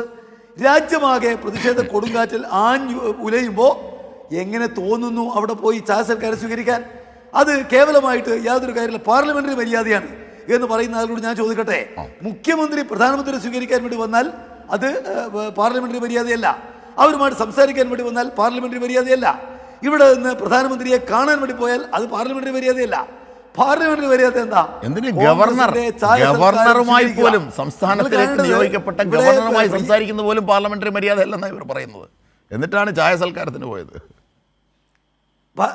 അതെ അതെ അതെ മാത്രമല്ല, കേരളത്തോട് ഇത്ര കടുത്ത വഞ്ചന കാണിച്ചൊരു ഗവൺമെന്റ് വേറെയുണ്ടോ? ആ സംസ്ഥാനത്തിന് പ്രതിനിധിയല്ലേ ഈ പറയുന്ന പ്രിയങ്ക ഗാന്ധി? നിഷേധിക്കാൻ വേണ്ടി കഴിയുമോ? അവര് MP ആയി നിൽക്കുന്നത് ഈ കേരളത്തിലെ MP എന്നുള്ള നിലക്കല്ലേ. ഈ കേരളത്തോട് ശത്രുതാപരമായ നിലപാട് സ്വീകരിച്ചിട്ടുള്ള ഏറ്റവും ഒടുവിലായിട്ട് ഈ തൊഴിലുറപ്പ് പദ്ധതിയുമായി ബന്ധപ്പെട്ട് കൊണ്ടുപോലും ക്രൂശിക്കാൻ പോകുന്ന ആര്യ കേരളത്തെ അല്ലേ. കേരളത്തിന്റെ കടത്തിന്റെ സംഖ്യ വെട്ടിക്കുറയ്ക്കാൻ തീരുമാനിച്ചത് ഇപ്പോഴാണല്ലോ. ഇങ്ങനെ തികച്ചും ശത്രുതാപരമായിട്ട് കേരളത്തോട് താൻ പ്രതിനിധാനം ചെയ്യുന്ന സംസ്ഥാനത്തോട് അനീതി കാണിക്കുന്ന ഒരു കേന്ദ്ര ഗവൺമെന്റിന്റെ ഛായാസൽക്കാരം സ്വീകരിക്കാനുള്ള മാനസികാവസ്ഥ ഈ പ്രതിഷേധ കൊടുങ്കാറ്റിന്റെ മധ്യത്തിൽ അവർക്ക് എങ്ങനെ ഉണ്ടാവുന്നു എന്നുള്ളത് അവരുടെ രാഷ്ട്രീയ പാപ്പരത്വത്തിന്റെ ഏറ്റവും പ്രധാനപ്പെട്ട തെളിവാണ്. ഇവിടെ നിങ്ങൾ കാണാൻ വേണ്ടി കഴിയും വലിയ നിലക്ക് BJP ഇപ്പോൾ വലിയ മുന്നേറ്റം ഉണ്ടാക്കിയെന്ന് പറയുന്നതാണല്ലോ തിരുവനന്തപുരം കോർപ്പറേഷൻ തെരഞ്ഞെടുപ്പ്. ഞാൻ ചോദിക്കട്ടെ, അവിടെ 41 സീറ്റുകളിൽ BJP ജയിച്ച സ്ഥലങ്ങളിൽ എന്തേ കോൺഗ്രസ് മൂന്നാമത്തെ പാർട്ടിയായി പോയത്? നേരത്തെ രണ്ടാമത്തെ കക്ഷിയായ കോൺഗ്രസ് എന്തേ അവിടെ വീണ്ടും പുറകിലേക്ക് വരുന്ന ലീഡായത്? അവിടെ നിങ്ങൾ കാണാൻ വേണ്ടി കഴിയും അവർ ജയിച്ചിരിക്കുന്ന 10 മണ്ഡലങ്ങളിൽ അവർക്ക് സീറ്റ് കിട്ടിയിരിക്കുന്ന വോട്ട് 1000-ൽ താഴെയാണ്. അവിടെ എല്ലാം നേരത്തെയുള്ള വോട്ട് 2500, 3000 വോട്ടാണ്. അതിൽ തന്നെ 4-5 സീറ്റുകളിൽ 400 താഴെ വോട്ടാണ്. BJPക്കാരുടെ വോട്ട് കോൺഗ്രസ് വാങ്ങുക, കോൺഗ്രസിന്റെ വോട്ട് BJPക്കാർ എത്ര സ്ഥലങ്ങളിലാണ്? ആലപ്പുഴയിലുണ്ട്, കോട്ടയത്തുണ്ട്, കൊല്ലത്തുണ്ട്, പത്തനംതിട്ടയിലുണ്ട്. ഏതെല്ലാം സംസ്ഥാനങ്ങളിലാണ് ഈ അന്യായമായിട്ട് ബാന്ധവം നടത്തിയിരിക്കുന്നത്? അപ്പോൾ അവർ തുടരാൻ പോകുന്ന അധികാര കസേരയ്ക്ക് വേണ്ടി എന്ത് വൃത്തികേടുമാവാം. ഇപ്പൊ നിങ്ങൾക്ക് കാണാൻ വേണ്ടി കഴിയും രാജ്യത്തിൽ ഈ പറയുന്ന വർഗീയ വിഷം ചീറ്റാനുള്ള നിലപാടുകളുമായിട്ട് അവർ മുന്നോട്ടേക്ക് വരുമ്പോൾ ഏതിനാ കോൺഗ്രസിന് പിന്തുണയില്ലാത്തത്? ഇപ്പോൾ ഇവിടെ രാമക്ഷേത്ര മണിയുമായി ബന്ധപ്പെട്ടുകൊണ്ട് അതിൻ്റെ കല്ലുകളുടെ പൂജക്ക് കോൺഗ്രസ് സഹായിച്ചിട്ടുണ്ട്, കല്ലുകൾ അയച്ചു കൊടുത്ത് സഹായിച്ചിട്ടുണ്ട്. അതിനാവശ്യമായ സഹായമെല്ലാം കൊടുത്തത് അന്നത്തെ കോൺഗ്രസ് ഗവൺമെൻറ്റാണ് എന്നുള്ളത് എല്ലാവർക്കും അറിയാവുന്ന കാര്യമാണ്. ഇപ്പോൾ രാമക്ഷേത്രത്തിൻ്റെ ഉദ്ഘാടനം നടക്കുന്ന സമയത്ത് അവിടെ കോൺഗ്രസിൻ്റെ ഗവൺമെൻറ്റുകൾ സ്വീകരിച്ച നിലപാട് നമ്മുടെ എല്ലാം മുമ്പിലുണ്ട്. പൊതു അവധി പോലും പ്രഖ്യാപിച്ച സ്റ്റേറ്റ് ഗവൺമെൻറ്റുകൾ കോൺഗ്രസിനുണ്ട്. അപ്പോൾ വളരെ അന്യായമായ അധികാര കസേരയ്ക്ക് വേണ്ടിയിട്ട് വർഗീയവാദികളുമായിട്ട് വിട്ടുവീഴ്ച കാണിക്കാൻ മാത്രമല്ല അവരുമായിട്ട് ബാന്ധവം ഉണ്ടാക്കാൻ ഉൾപ്പെടെയുള്ള സമീപനം സ്വീകരിക്കാൻ അവർക്ക് മടിയില്ല. അതുകൊണ്ടാണല്ലോ ഇപ്പോൾ കേരളത്തിലെ നേരത്തെയുള്ള KPCC പ്രസിഡന്റ് അദ്ദേഹം പറഞ്ഞു, ഈ മാർക്സിസ്റ്റുകാരുടെ കയ്യിൽ നിന്ന് RSSന്റെ ശാഖ രക്ഷിക്കാൻ കാവൽ നിന്നയാൾ ഞാനാണ്. ഇവിടെ RSS നേതാവിൻ്റെ പരിപാടിയിൽ പങ്കെടുത്തുകൊണ്ട് അദ്ദേഹത്തെ വണങ്ങാൻ വേണ്ടി താല്പര്യം കാണിച്ച ആളാണ് കേരളത്തിൽ പ്രതിപക്ഷ നേതാവ് എന്നുള്ളത് ആർക്കും അറിയാതിരിക്കുന്നത്. അപ്പോ BJPയോട് രാഷ്ട്രീയ വൈരമല്ല, അവരുടെ നിലപാടുകളോടുള്ള രാഷ്ട്രീയ എതിർപ്പല്ല, അധികാര കസേരയ്ക്ക് വേണ്ടിയിട്ട് എന്തു വൃത്തികേടുമാവാം, അവരുമായിട്ട് വേണമെങ്കിൽ ബാന്ധവമാവാം, അവരുമായിട്ട് സീറ്റ് ചർച്ചയാവാം, അവർക്ക് കീഴടക്കി കൊടുക്കലാവാം. ഇതിന്റെ ഏറ്റവും ഒടുവിലത്തെ പ്രഖ്യാപിതമായ ദൃഷ്ടാന്തമാണ് ഇത്ര കൊടുത്ത അന്യായം. ഉണ്ടായിട്ടില്ലാത്ത രൂപത്തിൽ ഇന്ത്യയിലെ മഹാത്മാഗാന്ധിയെ അവമാനിക്കുന്നതിന് തിരിച്ചെത്താം മാസ്റ്റർ. റജി ലൂക്കോസ്, നോക്കൂ, ഇവിടെ ഏറ്റവും പ്രധാനപ്പെട്ട ഒരു വസ്തുത നേരത്തെ ഇപ്പോൾ പ്രകാശ് മാസ്റ്റർ പറഞ്ഞു നിർത്തിയത്, ശ്രീ ജോൺ ബ്രിട്ടാസ് അതേ സംബന്ധിച്ച് പറഞ്ഞതൊക്കെ സൂചിപ്പിക്കുമ്പോൾ കോൺഗ്രസ് ഈ അർത്ഥത്തിൽ BJPയുമായി ഈ തദ്ദേശ സ്വയംഭരണ തെരഞ്ഞെടുപ്പിൽ വരെ പാലമിട്ടു. ഇന്നിപ്പോൾ UDF വിപുലീകരണം, PV Anwar, CK Janu, Vishnupuram Chandrasekharan. CK ജാനുവും വിഷ്ണുപുരവും BJPയുടെ അലയൻസിൽ നിൽക്കുന്നവരാണ്. അവരെയാണ് ഇവിടെയും മുന്നണി വിപുലീകരണത്തിന് കൂട്ടാൻ പോകുന്നത്. അപ്പോൾ സ്വാഭാവികമായി പുറത്ത് നിൽക്കുന്ന ജമാഅത്തെ ഇസ്ലാമി, അതായത് മറ്റൊരു ബന്ധത്തിൽ നിൽക്കുന്ന ജമാഅത്തെ ഇസ്ലാമി കൂടെ കൂട്ടിയിട്ടുണ്ട്, പക്ഷേ പരസ്യമായി പറഞ്ഞിട്ടില്ല. പരസ്യമായി പറഞ്ഞു, പക്ഷേ ഘടകകക്ഷിയാക്കുമെന്ന് പറഞ്ഞിട്ടില്ല. അസോസിയേറ്റ് ഘടകകക്ഷിയാക്കി ജമാഅത്തെ ഇസ്ലാമിയെ കൂടി വരുത്തുകയും ചെയ്യാം. അങ്ങനെ ഒരു വർഗീയ പാക്കേജാണ് ഈ UDF വിപുലീകരണത്തിൽ. തീർച്ചയായിട്ടും അജിബ് ഷാദ്, അതിനു മുമ്പ് എനിക്കൊരു വാചകം പി റജിക്ക് മറുപടിയായിട്ട് പറഞ്ഞു. അതായത് പി റജി മനസ്സിലാക്കേണ്ടത് കഴിഞ്ഞ 11 വർഷം, കഴിഞ്ഞ 9 വർഷമായിട്ട് ഈ രാജ്യത്ത് കോൺഗ്രസ് അപ്രഖ്യാപിത BJPയുടെ ഘടകകക്ഷിയെ പോലെ പ്രവർത്തിക്കുന്നു. വിശദമായിട്ട് പറയാനുള്ള സമയമില്ലാത്തതുകൊണ്ട് ഒന്നുകൂടെ കാര്യങ്ങൾ പറയാം. ഇവിടെ രണ്ടാം ബ്രിട്ടാസ് സാറിന്റെ ഭാഷ പറഞ്ഞ രണ്ടാം ഗാന്ധിപഥം ഇന്ത്യൻ പാർലമെന്റ് നടക്കുമ്പോൾ, അതും തൊഴിൽ പദ്ധതിയായിട്ടും അതിന്റെ അലകും പഴവും എല്ലാം കൂടെ തകർത്ത് കളഞ്ഞ് നടക്കുമ്പോൾ ഇന്ത്യയുടെ പ്രതിപക്ഷ നേതാവ് നിർണായക ചർച്ചാ സമയത്ത് ജർമ്മനിയിൽ ഉല്ലാസയാത്രയിലായിരുന്നു. അതായത് NDAക്ക് മഹാത്മാഗാന്ധി അത് പറഞ്ഞാൽ രാഹുൽ ഗാന്ധിക്കെതിരാവും. അത് പറഞ്ഞാൽ ഉടനെ BJPയെ സഹായിക്കുന്ന ഒരു പ്രതിപക്ഷ നേതാവ് സ്ഥിരമായി വേണമെന്ന് പറയാൻ പോലും പറ്റില്ല. ഉടനെ പറയും BJPയെ സഹായിക്കാനാണെന്ന്. ഇത് എന്തൊരു വാദമാണ് കോൺഗ്രസ്. ഇത്രയും നിർണായകമായ ചർച്ചയിൽ നിന്നും അദ്ദേഹം ഒളിച്ചോടി. എന്തുകൊണ്ടാ ഇവർക്ക് അവസരം തുറന്നു കൊടുക്കുകയത്? ഞാൻ ചോദിക്കട്ടെ, ഈ രാഷ്ട്രീയ പ്രസ്ഥാനത്തിന് ഉളുപ്പുണ്ടോ? ഇദ്ദേഹം പ്രിയപ്പെട്ട രജി ഇവിടെ പറഞ്ഞ പാർലമെന്ററി മര്യാദ എന്നുള്ളത്, എന്നാൽ ആ പാർലമെന്ററി മര്യാദയേക്കാൾ വലിയൊരു പ്രോട്ടോകോൾ തന്നെ ലംഘിച്ചിരിക്കുന്നു നിങ്ങളുടെ അപ്രഖ്യാപിത ഘടകകക്ഷിയായിരുന്ന BJP. എന്താണെന്ന് അറിയാമോ? അതായത് ഈ റഷ്യയുടെ പ്രസിഡന്റ് വ്ളാഡിമിർ പുടിൻ ഇന്ത്യ സന്ദർശനം മടങ്ങിയിട്ട് കുറച്ച് ദിവസങ്ങൾ മാത്രമേ ഉള്ളൂ. അന്ന് പ്രതിപക്ഷ നേതാക്കളെ കാണാനായിട്ടുള്ള അവസരം സാധാരണ രാഷ്ട്രീയ തലവന്മാർ വരുമ്പോൾ അത് പതിവാണ്. അവിടെ സാക്ഷാൽ രാഹുൽ ഗാന്ധിയെ ക്ഷണിക്കാതെ കൊണ്ട് ഈ BJPക്ക് വേണ്ടി ഗീറ് മാറ്റിക്കൊണ്ടിരിക്കുന്ന ശശി തരൂരാണ് ക്ഷണിച്ച് നിങ്ങളെ ആക്ഷേപിച്ചു, അധിക്ഷേപിച്ച്, ഇൻസൾട്ട് ചെയ്തു. നിങ്ങൾക്ക് ഉളുപ്പുണ്ടെങ്കിൽ ഈ പറയുന്ന ചായ സർക്കാരിന് പോവും. 175 കോടി രൂപ കൈക്കൂലി കൊടുത്തിട്ടാണ് ഇന്ന് റോബർട്ട് വധേരെ സ്വതന്ത്രനായോട് നടക്കുന്നത്. അത് നിങ്ങൾക്കറിയാം. സോണിയാഗാന്ധിയും രാഹുൽ ഗാന്ധിയും 2 കേസിൽ ജാമ്യത്തിന്റെ ഔദാര്യത്തിലാണ് ഇപ്പൊ സ്വതന്ത്രമായി നടക്കുന്നത്. അപ്പൊ നിങ്ങൾക്ക് കൈക്കൂലിയും ഇതുപോലെയുള്ള തട്ടിപ്പുകളും ഗാന്ധി വധത്തിനെ സപ്പോർട്ട് ചെയ്യാൻ നിങ്ങൾ നിസ്സഹായ അവസ്ഥയാണെന്നുള്ളതാണ് വസ്തുത. എന്നിട്ട് ഇവിടെ ഇരുന്നുകൊണ്ട് പ്രിയപ്പെട്ട റെജിയെങ്കിലും ഈ പാർലമെന്ററി മര്യാദ എന്നുള്ള വാക്ക് മാത്രം ഉപയോഗിക്കരുത്. ഇന്ന് കേരളം കണ്ട ഏറ്റവും വലിയ ലജ്ജിക്കുന്ന അപഹാസ്യമായ 2 കാഴ്ചകൾ എന്താ? ബഹുമാനപ്പെട്ട പ്രതിപക്ഷ നേതാവ് ഒരു പത്രസമ്മേളനത്തിൽ പറയുന്നു, അതെന്താ പറഞ്ഞേ, ഘടകകക്ഷികൾ നിരവധി വരുന്നു, ഇടതുപക്ഷ സഹയാത്രികൾ ഉൾപ്പെടെ വരുന്നു, 3 പേരെ ഞങ്ങൾ എടുത്തു. ആരൊക്കെയാ? PV അൻവർ, നമ്മുടെ ജാനു, മൂന്നാമത് വിഷ്ണുപുരം ചന്ദ്രശേഖരൻ. ഇതിൽ 2ഉം 3ഉം കക്ഷികള് പ്രഖ്യാപിത സംഘപരിവാർ അനുഭാവികളാണ്. പക്ഷെ നാണം കെട്ടുപോയില്ലേ ഈ വിഷ്ണുപുരം ചന്ദ്രശേഖരൻ തൊട്ടടുത്ത് തന്നെ പത്രസമ്മേളനം നടത്തിയിട്ട് പറഞ്ഞു, ഞാൻ ആർക്കും കത്ത് കൊടുത്തിട്ടില്ല, ഞാൻ അങ്ങോട്ട് പോകത്തുമില്ല എന്നും പറഞ്ഞുകൊണ്ട് കളിയാക്കി കേരളത്തിൽ. അപ്പൊ ഏത് സംഖ്യ കൈ കിട്ടിയാലും കൂടെ കൂട്ടി, സമ്മതമില്ലെങ്കിൽ ഞങ്ങളുടെ കൂടെ കൂട്ടും, ഞങ്ങൾ അവർക്ക് വലിയ എന്താ പറയാ, ഞങ്ങൾ അവരുടെ ദാസന്മാരാണ്, വോട്ട് തരുമെന്ന് പറയുന്നൊരു ഗതികെട്ട പാർട്ടി ഈ രാജ്യത്തിന്റെ ചരിത്രത്തിൽ ഉണ്ടോ? നിങ്ങളൊന്ന് ആലോചിച്ച് നോക്കിയേ. വിഷ്ണുപുരം ചന്ദ്രശേഖരൻ എന്ന് പറഞ്ഞ ഒരു സംഖ്യയുടെ മുമ്പിൽ പോലും നിങ്ങൾക്ക് നാണം കേട്ട് വന്നില്ലേ? എന്താ പ്രതിപക്ഷ നേതാവ് വന്നേ? അപേക്ഷിച്ച കത്തി അങ്ങനെ എടുത്തുകൊണ്ട് ബഹുമാനപ്പെട്ട തിരുവഞ്ചൂർ രാധാകൃഷ്ണനെ കണ്ടു. അവരാതി പറഞ്ഞു, എന്നെ കന്റോൺമെന്റ് ഓഫീസിൽ വന്ന് കണ്ടു എന്ന് പറഞ്ഞിട്ട് ഞാൻ അങ്ങോട്ടില്ല, അങ്ങനെ ഉണ്ടെങ്കിൽ ഒരു തെളിവ് പുറത്തു വിടൂ എന്ന് ഒരു വിഷ്ണുപുരം ചന്ദ്രശേഖരനെ പോലെ 4 ആളുടെ വോട്ട് പോലും സംഘടിപ്പിക്കാൻ പറ്റാത്ത ഒരാളുടെ വായിൽ നിന്നും ഇന്ന് കേരളത്തിന്റെ പ്രതിപക്ഷ കേട്ടതിന് അപ്പുറം ഒരു നാണക്കേട് നിങ്ങളുടെ കോൺഗ്രസ് പാർട്ടിക്കുണ്ടോ? അപ്പൊ ഒരു കാര്യം ഉറപ്പായി, നിങ്ങൾ അപ്രഖ്യാപിത NDAയുടെ ഘടകകക്ഷിയാണ്. ഒരു തർക്കമല്ല കാര്യത്തിൽ. അത് വളരെ വ്യക്തമല്ലേ ഈ ത്രിതല പഞ്ചായത്തിൽ കേരളം കണ്ടിരിക്കുന്നത്? വളരെ വ്യക്തമല്ലേ? അപ്പൊ നിങ്ങൾ എന്തിന്റെ പേരിലാണ് പാർലമെന്ററി മര്യാദയാണെന്ന് പറഞ്ഞുകൊണ്ട് ഈ രാഷ്ട്രീയ പ്രസ്ഥാനത്തിന് വെള്ളം പൂശുന്നത്? അത് നിങ്ങളുടെ ഗതികേടല്ലേ? നിങ്ങൾ ആലോചിക്കേ. ഇനി വേറെന്ന്, വയനാട്ടിലെ MP ആരാ? റെജി ഒന്ന് മറുപടി പറയാൻ പറ്റുമോ? അത് നിങ്ങളുടെ നേതാവാണ്, അപ്രഖ്യാപിത തലപ്പത്തിരിക്കുന്ന ഒരു വ്യക്തിയാണ് പ്രിയങ്ക ഗാന്ധി. അവർ ആരുടെ വോട്ട് മേടിച്ചുകൊണ്ടാണ് അവർ പാർലമെന്റിലേക്ക് പോയത്? അതിൽ ബഹുഭൂരിപക്ഷം മുസ്ലിം ലീഗിന്റെ വോട്ടാണ് മേടിച്ചേ. നിങ്ങൾക്ക് എന്ത് മറുപടി അവരോട് പറയാനുള്ളത്? നിങ്ങൾ ആലോചിച്ച് നോക്കിയേ. എത്ര ലജ്ജാകരമാണ് റജി നിങ്ങളുടെ നേതാക്കന്മാർ നിങ്ങളുടെ അണികളോട് ചെയ്യുന്ന കൊടും വഞ്ചന, കൊടും ചതി, ലജ്ജാകരമായ നിലപാടുകൾ. എന്നിട്ട് നിങ്ങൾ CPM-നെ തകർക്കാൻ, CPM-ന്റെ വോട്ട് ഞങ്ങൾ തകർക്കും, ഇടതുപക്ഷ സഹയാത്രികളെ നിങ്ങളുടെ ഒപ്പം കിട്ടുമെന്നൊക്കെ പറഞ്ഞത് എന്ത് ന്യായത്തിന്റെ പേരില? ഒരു കാര്യം ഉറപ്പായി, ഏത് വർഗീയവാദിയെ വിളിച്ചുകൂട്ടി നാണം കെട്ടാലും ലജ്ജിച്ചാലും അവർ തിരിഞ്ഞു നിന്ന് അപമാനിച്ചാലും കുഴപ്പമില്ല. സകല സംഘപരിവാർ ശക്തികളും സകല വർഗീയവാദികൾ RSSകാരനെയും BJP-കാരനെയും CPM തകർക്കാൻ ഞങ്ങൾ വെൽക്കം ചെയ്യുന്നുള്ള ലജ്ജാകരമായ ചിത്രമല്ലേ ഇന്ന് കേരളം കണ്ടത്? റജിക്ക് നിഷേധിക്കാൻ പറ്റുമോ?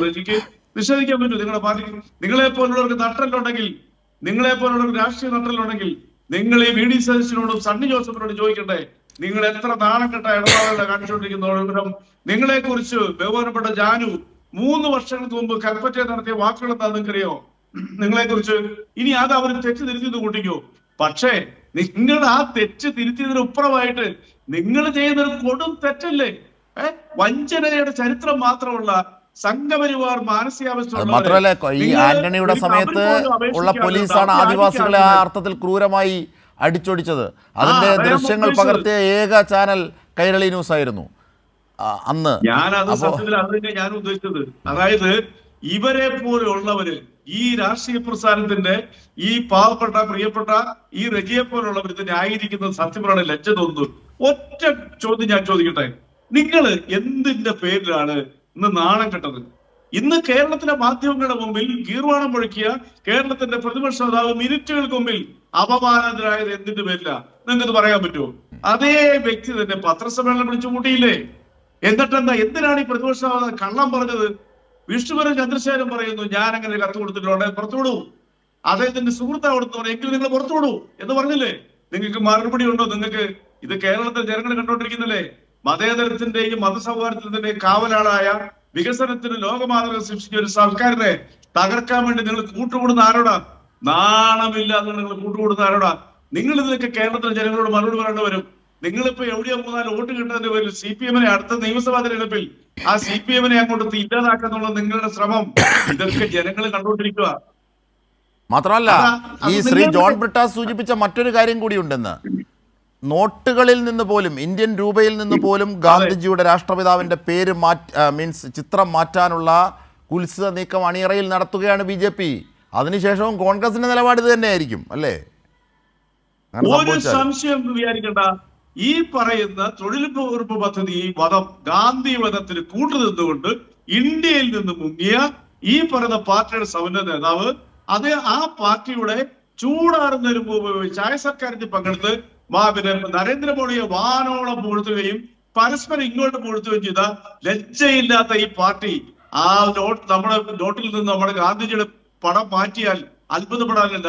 ബഹുമാനപ്പെട്ട ബ്രിട്ടാസ് സാർ പറഞ്ഞപ്പോ ഞാനും ഭയന്നാണ് കേട്ടത്. ലോകത്തിൽ അറിയപ്പെടുന്നത് ഇന്നും ഏത് രാജ്യത്ത് പോയാലും ചോദിച്ചാൽ ആർ യു ഫ്രം ഇന്ത്യ എന്ന് ചോദിച്ചാൽ ഐ ആം ഫ്രം ഇന്ത്യ എന്ന് പറഞ്ഞാൽ ആദ്യം ഒരു പറയുന്ന ഗാന്ധിജിയുടെ വരാം. ആ ഗാന്ധിജിയെ വെട്ടിക്കളഞ്ഞ് ഗോഡ്സെയുടെയോ അല്ലെങ്കിൽ ഈ പറയുന്ന സംഘപരിവാറിന്റെ ഏതെങ്കിലും നരതൊട്ടപ്പന്റെ പേര് വെക്കാനായിട്ടുള്ള ശ്രമത്തിലും നിങ്ങൾ പറയും പിറ്റേ ദിവസം ചായ കുടിച്ചുകൊണ്ട് ഞങ്ങൾ ഒരു ചായ സർക്കാരിൽ പങ്കെടുത്തു, അത് പാർലമെന്ററി മര്യാദയാന്ന് പറയും. നിങ്ങൾക്ക് യാതൊരു ഉറപ്പില്ല. അതല്ലേ നിങ്ങൾ 2020 ബീഹാറിൽ ചെയ്തത്? ഈ കഴിഞ്ഞ ഒറ്റ വാദം കൂടെ പറഞ്ഞോട്ടെ. പെട്ടെന്ന്. അതായത് ഈ കഴിഞ്ഞ UP തെരഞ്ഞെടുപ്പിൽ യോഗി ആദിത്യനാഥ് രണ്ടാം വരാൻ വേണ്ടിയിട്ട് നിങ്ങൾ 401 സീറ്റിൽ നിങ്ങൾ സ്ഥാനാർത്ഥികളെ നിർത്തി വഞ്ചിച്ച പാർട്ടിയല്ലേ നിങ്ങള്? നിങ്ങൾ കേരളമല്ല ഇന്ത്യയിലെ ജനങ്ങളോട് മറുപടി പറയേണ്ടി വരും. നിങ്ങൾക്ക് യാതൊരു നാണമില്ല അതിന്. തീർച്ചയായും. ശ്രീ ബി റജി, ഇവിടെ നിങ്ങൾ പറയുന്നു തദ്ദേശ സ്വയംഭരണ തെരഞ്ഞെടുപ്പിൽ വലിയ മേൽക്കൈ നിങ്ങൾക്ക് കിട്ടിയെന്ന്. കണക്കുകളുടെ അടിസ്ഥാനത്തിൽ അത് വലിയ മേൽക്കൈ അല്ല, പോട്ടെ, മേൽക്കൈയുണ്ട്, അത് ശരിയാണ്.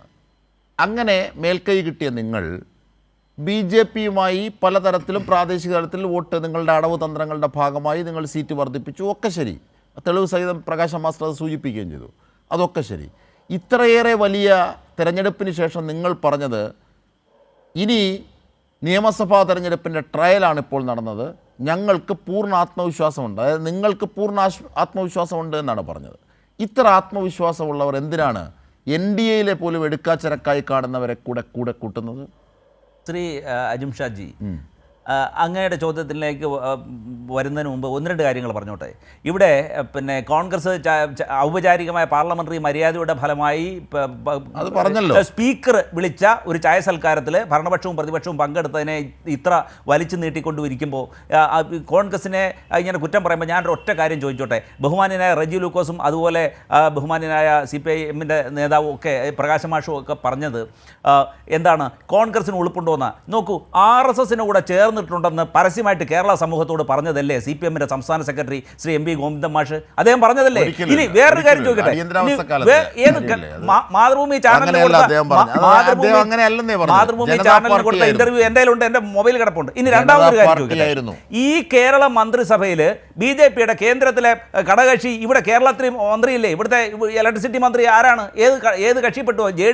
JDSന്റെ ഭാഗമല്ലേ? അവിടെ കേന്ദ്രത്തിൽ അവർ നരേന്ദ്രമോദി മന്ത്രിസഭയിലെ അംഗമാണ്, അതായത് കേരളത്തിൽ ഇരിക്കുകയാണ്.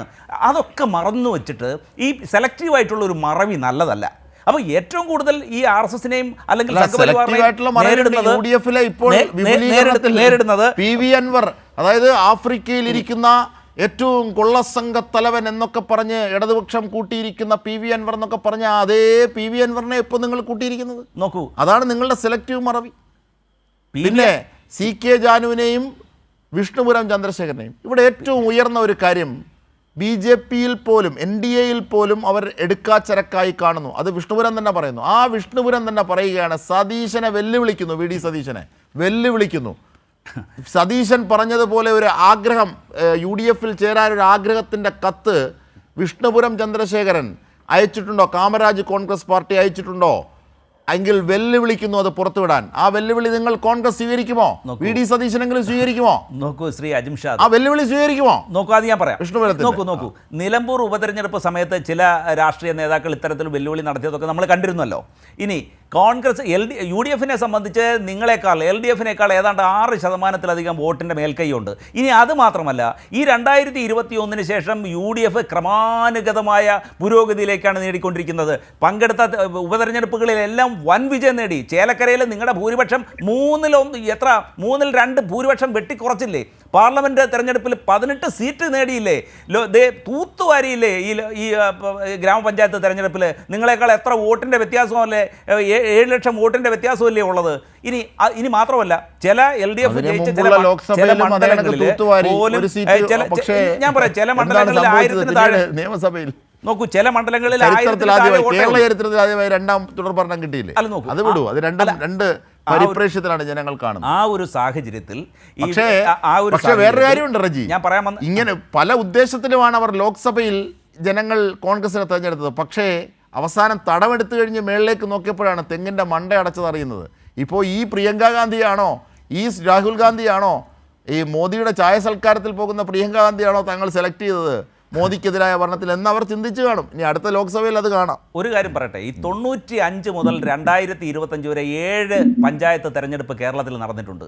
ആ 95 മുതൽ ഇത്ര വലിയൊരു വിജയം UDF കരസ്ഥമാക്കാൻ കഴിഞ്ഞിട്ടില്ല എന്നുള്ള യാഥാർത്ഥ്യം നിങ്ങളൊന്ന് ഉൾക്കൊള്ളു.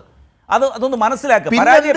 നിങ്ങൾ CK ജാനുവിനെയും വിഷ്ണുപുരം ചന്ദ്രശേഖരനെയും PV അൻവറേയും കൂട്ടുന്നത് നിങ്ങൾക്ക് സമൃദ്ധമായ ഒരു UDF ഘടകകക്ഷി നിരയില്ലേ? UDF ഘടകകക്ഷികൾ അടക്കമുള്ള ഒരു UDF-ന്റെ ശക്തമായ മുന്നണിയില്ലേ നിങ്ങൾക്ക്? പിന്നെന്തിനാണ് നിങ്ങൾ മുന്നണി വിപുലീകരണം നടത്തുന്നത്? ഞാൻ അതിലേക്കാണ് പറഞ്ഞു വരുന്നത്. അത് കാര്യമായ ആരുമല്ല. കേരള കോൺഗ്രസിന്റെ എമ്മിന്റെ പുറക്കെ നടന്ന് അവസാനം ഗതി കെട്ടു. ഇത് ഒരു വിലയുമില്ലാത്ത പാർട്ടികൾ, ഒരു സീറ്റ് പോലും ഇല്ലാത്ത പാർട്ടികളെയാണ് താങ്കൾ കൂടെ കൂട്ടാൻ ശ്രമിക്കുന്നത്. അസോസിയേറ്റ് മെമ്പർ ആവാൻ താല്പര്യമുള്ളവർ UDF-ന്റെ ഭാഗത്തേക്ക് വരും. അത് ഇഷ്ടമുണ്ടെങ്കിൽ വന്നാൽ മതി എന്ന് ബഹുമാന്യനായ പ്രതിപക്ഷ നേതാവ് തന്നെ വ്യക്തമാക്കിയിട്ടുണ്ട്. അല്ല, അങ്ങനെയൊന്നും അല്ല വ്യക്തമാക്കിയത്. അവർ ആഗ്രഹിച്ചത് പ്രകാരം ഞാൻ VD സതീശൻ്റെ ആ വാക്കുകൾ ഇപ്പോൾ വീണ്ടും വിടും. അങ്ങനെയാണെങ്കിൽ കള്ളം പറഞ്ഞാൽ അവരുടെ ആഗ്രഹപ്രകാരം അവർ കത്ത് നൽകി. അപ്പോൾ നേരത്തെ പറഞ്ഞ സാമൂഹിക ഘടക സിദ്ധാന്തമൊക്കെ ഉണ്ടല്ലോ VD സതീശൻ്റെ, അത് പ്രകാരം വിവിധ പാർട്ടി നേതാക്കൾ UDF-ന് ഇല്ലാത്തവർ UDF-ൽ ചേരാൻ ആഗ്രഹം പ്രകടിപ്പിച്ച് കത്ത് നൽകി. അവരെയാണ് സ്വീകരിച്ചതെന്ന് പറയുന്ന വാക്ക് കൃത്യമായുണ്ട് VD സതീശൻ്റേത്. അപ്പോഴാണ് വിഷ്ണുപുരം ചന്ദ്രശേഖരൻ രംഗത്തെത്തി പറഞ്ഞത് അങ്ങനെ താനൊരു കത്തും നൽകിയിട്ടില്ല എന്ന് അദ്ദേഹം പറയുന്നു എന്ന് വിഷ്ണുപുരം തന്നെ പറയുകയാണ്. ഒരു പ്രതിപക്ഷ നേതാവിന്, ഒരു കോൺഗ്രസ് നേതാവിന് ഇതിൽ വലിയ ഗതികേടുണ്ടോ? വിഷ്ണുപുരം ചന്ദ്രശേഖരൻ പറയുന്നു അദ്ദേഹത്തിന്റെ ക്ഷണം നിരസിക്കുന്നു. പറഞ്ഞത് കള്ളമാണെന്ന് പരസ്യമായി പറയുന്നത് മിനിറ്റുകൾക്കകമാണെന്നേ പറയുന്നത്. നോക്കൂ, തൃക്കാക്കരയും ഇതാണ് ആൾക്കാർ ഉൾപ്പുണ്ടോ എന്ന് ചോദിച്ചത്. ഇത് കേൾക്കുന്നു, തൃക്കാക്കര, നിലമ്പൂര്, പാലക്കാട്, ചേലക്കരയിൽ ഇത് കുറച്ചു. ലോകസഭ, ഈ പഞ്ചായത്ത് തെരഞ്ഞെടുപ്പ് 18 പഞ്ചായത്ത് തെരഞ്ഞെടുപ്പ് നടത്തിയതിൽ LDF-നേക്കാൾ കൂടുതൽ സീറ്റ് കരസ്ഥമാക്കി. അപ്പോൾ അങ്ങനെ വന്നിരിക്കുന്ന ലോക്സഭയിൽ നിങ്ങൾ എത്ര നിയമസഭയിലാണ് നിങ്ങൾ ഭൂരിപക്ഷം കിട്ടിയത്? പക്ഷേ ഇപ്പോൾ എത്രയാണ്? ഇപ്പോൾ എത്രയാണ്? ബിജെപിയും കൂടെ ചേർത്തിട്ടായിരിക്കും. ഞാൻ കണക്ക് കാണിച്ചു തരാം. 88 നിയമസഭാ മണ്ഡലങ്ങളിൽ വ്യക്തമായ ഭൂരിപക്ഷം UDF-ന് ഇപ്പോൾ ഉണ്ട്. അങ്ങനെ പറയാതിരിക്കൂ. പെർസെന്റേജിന്റെ കണക്ക് തന്നെ നോക്കൂ. 63 സ്ഥലങ്ങളിൽ LDF-നുണ്ട്. കഴിഞ്ഞ തവണ 17 നിന്നതാണ് ലോക്സഭയിൽ. അത് 63 LDF ഉയർത്തി. നിങ്ങൾ 100-ന് മേൽ കിടന്നാണ് അത് താഴ്ന്ന് ഏതാണ്ട് 75 നിലയിലെത്തി. ഞാൻ ഈ കണക്ക് പറയേണ്ടത്, ഞാൻ കണക്കെല്ലാം കൊണ്ടുവന്നിട്ടുണ്ട്, വേണമെങ്കിൽ അത് പറയാം. ഇത്രയും വലിയ ഭൂരിപക്ഷം നേടി, വൻ ഭൂരിപക്ഷം, നിങ്ങൾക്ക് എന്തുകൊണ്ട് ഈ തോൽവിയെ അംഗീകരിക്കാൻ ഇത്ര വൈമുഖ്യം കാട്ടും? ആര് തോൽവി അംഗീകരിക്കുന്നതാണ് അതിന്റെ കാര്യം മറുപടി പ്രകാശ് മാസ്റ്റർ പറയും. ഞാൻ ചോദിച്ചത് UDF ഇത്രയേറെ കോൺഫിഡൻസിലാണെങ്കിൽ പിന്നെന്തിനാണ് ഇത്ര ദുർബലമായ പാർട്ടികളെ പോലും അവർ പോലും പുറംകാലം കൊണ്ട് അടിച്ചിട്ട് അവരുടെ പിറകെ നടക്കുന്നത്? അത് പറയൂ. ചില രാഷ്ട്രീയ കക്ഷികൾക്ക് ചില രാഷ്ട്രീയ നാടകങ്ങൾ കാട്ടുമ്പോൾ മാത്രമേ അവർക്ക് എന്തെങ്കിലും പ്രസക്തി ഉള്ളെന്ന് മറ്റുള്ളവർ അറിയത്തുള്ളൂ. ഇവിടെ നോക്കൂ, നിലമ്പൂർ ഉപതെരഞ്ഞെടുപ്പ് കാലഘട്ടത്തിൽ നമ്മൾ എന്തൊക്കെ കണ്ടിരുന്നു. ആ ഘട്ടത്തിൽ എന്താണ് UDF ഒരു തീരുമാനമെടുത്തു, ഈ കൂട്ടുന്നില്ല എന്ന് പറഞ്ഞിട്ട് എന്തോ ആയി. എന്നിട്ട് അവസാനത്തെ തെരഞ്ഞെടുപ്പ് ഫലം എന്തു വന്നു? അങ്ങനെ ഇപ്പോൾ കേരളത്തിന്റെ മനസ്സ് UDF-നൊപ്പമാണ്. ഇതിനകത്ത് ആരെങ്കിലും കൂടിയാലും കൂടിയില്ലെങ്കിലും ശരി. വിഷ്ണുപുരം ചന്ദ്രശേഖരൻ എന്ന കാമരാജ് കോൺഗ്രസ് പാർട്ടിയുടെ നേതാവ് ഒരു കത്ത് നൽകി. CK ജാനു കത്ത് നൽകി എന്ന് പറഞ്ഞു, ആഗ്രഹം പ്രകടിപ്പിച്ചു എന്ന് പറഞ്ഞു. പക്ഷേ വിഷ്ണുപുരം അങ്ങനെ ഒരു കത്ത് നൽകിയിട്ടില്ല. അത് പുറത്തുവിടാൻ ധൈര്യമുണ്ടോ എന്ന് വിഷ്ണുപുരം വി ഡി സതീശനെ വെല്ലുവിളിച്ചു. കോൺഗ്രസ് ആ വെല്ലുവിളി ഏറ്റെടുക്കുമോ? വി ഡി സതീശനെങ്കിലും ആ വെല്ലുവിളി ഏറ്റെടുക്കുമോ? ബീറജി, നോക്കൂ, യു ഡി എഫിനെ സംബന്ധിച്ച് ആരെയെങ്കിലും അസോസിയേറ്റ് മെമ്പർ ആകണോ എന്ന് തീരുമാനിക്കുന്ന അവർ കൂട്ടായിട്ട് ആലോചിച്ചിട്ടാണ്. ഇക്കാര്യത്തിൽ യു ഡി എഫിന്റെ നിലപാട് വ്യക്തമാക്കിയിട്ടുണ്ട്. ഇനി യു ഡി എഫിനെ സംബന്ധിച്ച് യു ഡി എഫ് ഇന്ന് അങ്ങേയറ്റത്തെ എന്തോ അല്ല, അത് രാഷ്ട്രീയമായിട്ട് അവർ തമ്മിൽ അങ്ങനെ അത്തരത്തിൽ സംഭാഷണങ്ങൾ നടന്നിട്ടുണ്ടെങ്കിൽ അവര് അത് പുറത്തു വരും. എഴുതി തന്ന അവരുടെ ആഗ്രഹപ്രകാരമാണ് അവരെ എടുക്കുന്നതെന്നാണ് എന്തായാലും ഒരു കാര്യം ഞാൻ പറയാം, കേരളത്തിൽ ഇത്രയും വിശ്വാസ്യതയുള്ള മറ്റൊരു നേതാവ് കോൺഗ്രസ് പ്രസ്ഥാനത്തിലെ ഏറ്റവും ഉയർന്ന വിശ്വാസ്യതയുള്ള ആർജവമുള്ള തന്റേടമുള്ള നേതാവാണ് അറിയാമല്ലോ. കോൺഗ്രസിനെ സംബന്ധിച്ച് യു ഡി എഫിന്റെ സമുന്നതനായിട്ടുള്ള നേതാവായ ശ്രീ വി ഡി സതീശൻ ഒരു കേരള സമൂഹത്തിനോടൊരു കാര്യം വ്യക്തമാക്കിയിട്ടുണ്ട്. അതിനപ്പുറം ഏതെങ്കിലും ഊഹാപോഹങ്ങളുടെ അടിസ്ഥാനത്തിൽ നമ്മൾ അതിനെ സംബന്ധിച്ച് ചർച്ച ചെയ്യുന്നത് ഒട്ടും വി ഡി സതീശനെ വെല്ലുവിളിച്ചു വിഷ്ണുപുരം. ആ വെല്ലുവിളി ഏറ്റെടുക്കുമോ? എന്റെ ചോദ്യം, ഒറ്റ ചോദ്യം. വിഷ്ണുപുരം കൊടുത്ത കത്ത് യു ഡി എഫിനോ കോൺഗ്രസിനോ കൊടുത്ത കത്ത് പുറത്തുവിടാൻ ധൈര്യമുണ്ടോ എന്ന് വിഷ്ണുപുരമാണ് വെല്ലുവിളിച്ചത്. വി ഡി സതീശൻ ആ വെല്ലുവിളി ഏറ്റെടുക്കുമോ? ഞാൻ അതിനെക്കുറിച്ച് പറയുന്നത് ചില രാഷ്ട്രീയ കക്ഷികൾക്ക്, അതായത് സമൂഹത്തിൽ അത്ര വലിയ പ്രസക്തി ഒന്നുമില്ലാത്ത ചില രാഷ്ട്രീയ കക്ഷികൾക്ക് ചില രാഷ്ട്രീയ നാടകങ്ങളിലൂടെയാണ് അവരുടെ പ്രസക്തി. അപ്പോ ഞാൻ പറയുകയാണ്, അത് ഞാൻ ഒരാളെയും പേരെടുത്ത് പറയുന്നില്ല, ചില കക്ഷികൾക്ക് അങ്ങനെയാണ്. അപ്പോൾ അവരുടെ പ്രസക്തി, അവർക്ക് സമൂഹത്തിൽ പ്രസക്തി ഉണ്ട് എന്ന് അറിയണമെങ്കിൽ ചില നാടകങ്ങൾ കളിക്കേണ്ടി വരും. ഞാൻ ഉദാഹരണമായിട്ട് പറയുന്നത്, നിലമ്പൂർ ഉപതെരഞ്ഞെടുപ്പിൽ നമ്മൾ ഇതെല്ലാം കണ്ട് എത്രയോ ചർച്ച ചെയ്തിരുന്നു. അപ്പൊ U D F Prakash master, B Reji പറയുന്നത് വലിയ ആത്മവിശ്വാസത്തിലാണ്, അവരുടെ ആഗ്രഹപ്രകാരമാണ് വന്നത്. പക്ഷേ വിഷ്ണുപുരം നിരസിച്ചു, നിഷേധിച്ചു, കളവാണെന്ന് പറഞ്ഞു വി ഡി സതീശൻ പറഞ്ഞത്. വിഷ്ണുപുരത്തെ സംബന്ധിച്ച്, വിഷ്ണുപുരത്തിന്റെ കത്തിനെ സംബന്ധിച്ച്, ആഗ്രഹ കത്തിനെ സംബന്ധിച്ച്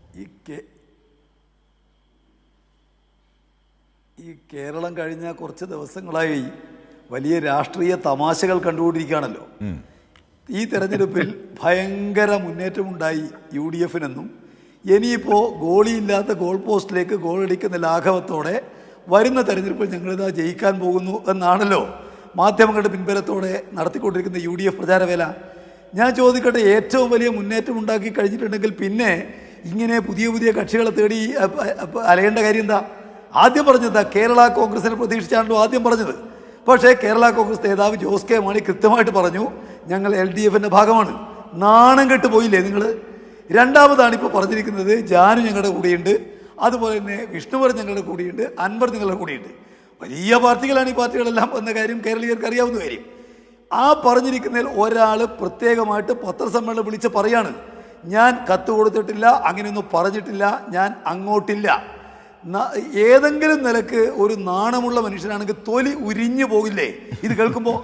അങ്ങനെ ഒരു കത്ത് കൊടുത്തിട്ടുണ്ടോ എന്ന കാര്യത്തിൽ വെല്ലുവിളിച്ചോട് ചോദിക്കുമ്പോൾ ഉണ്ടെങ്കിൽ അപ്പോൾ പറയണ്ടേ?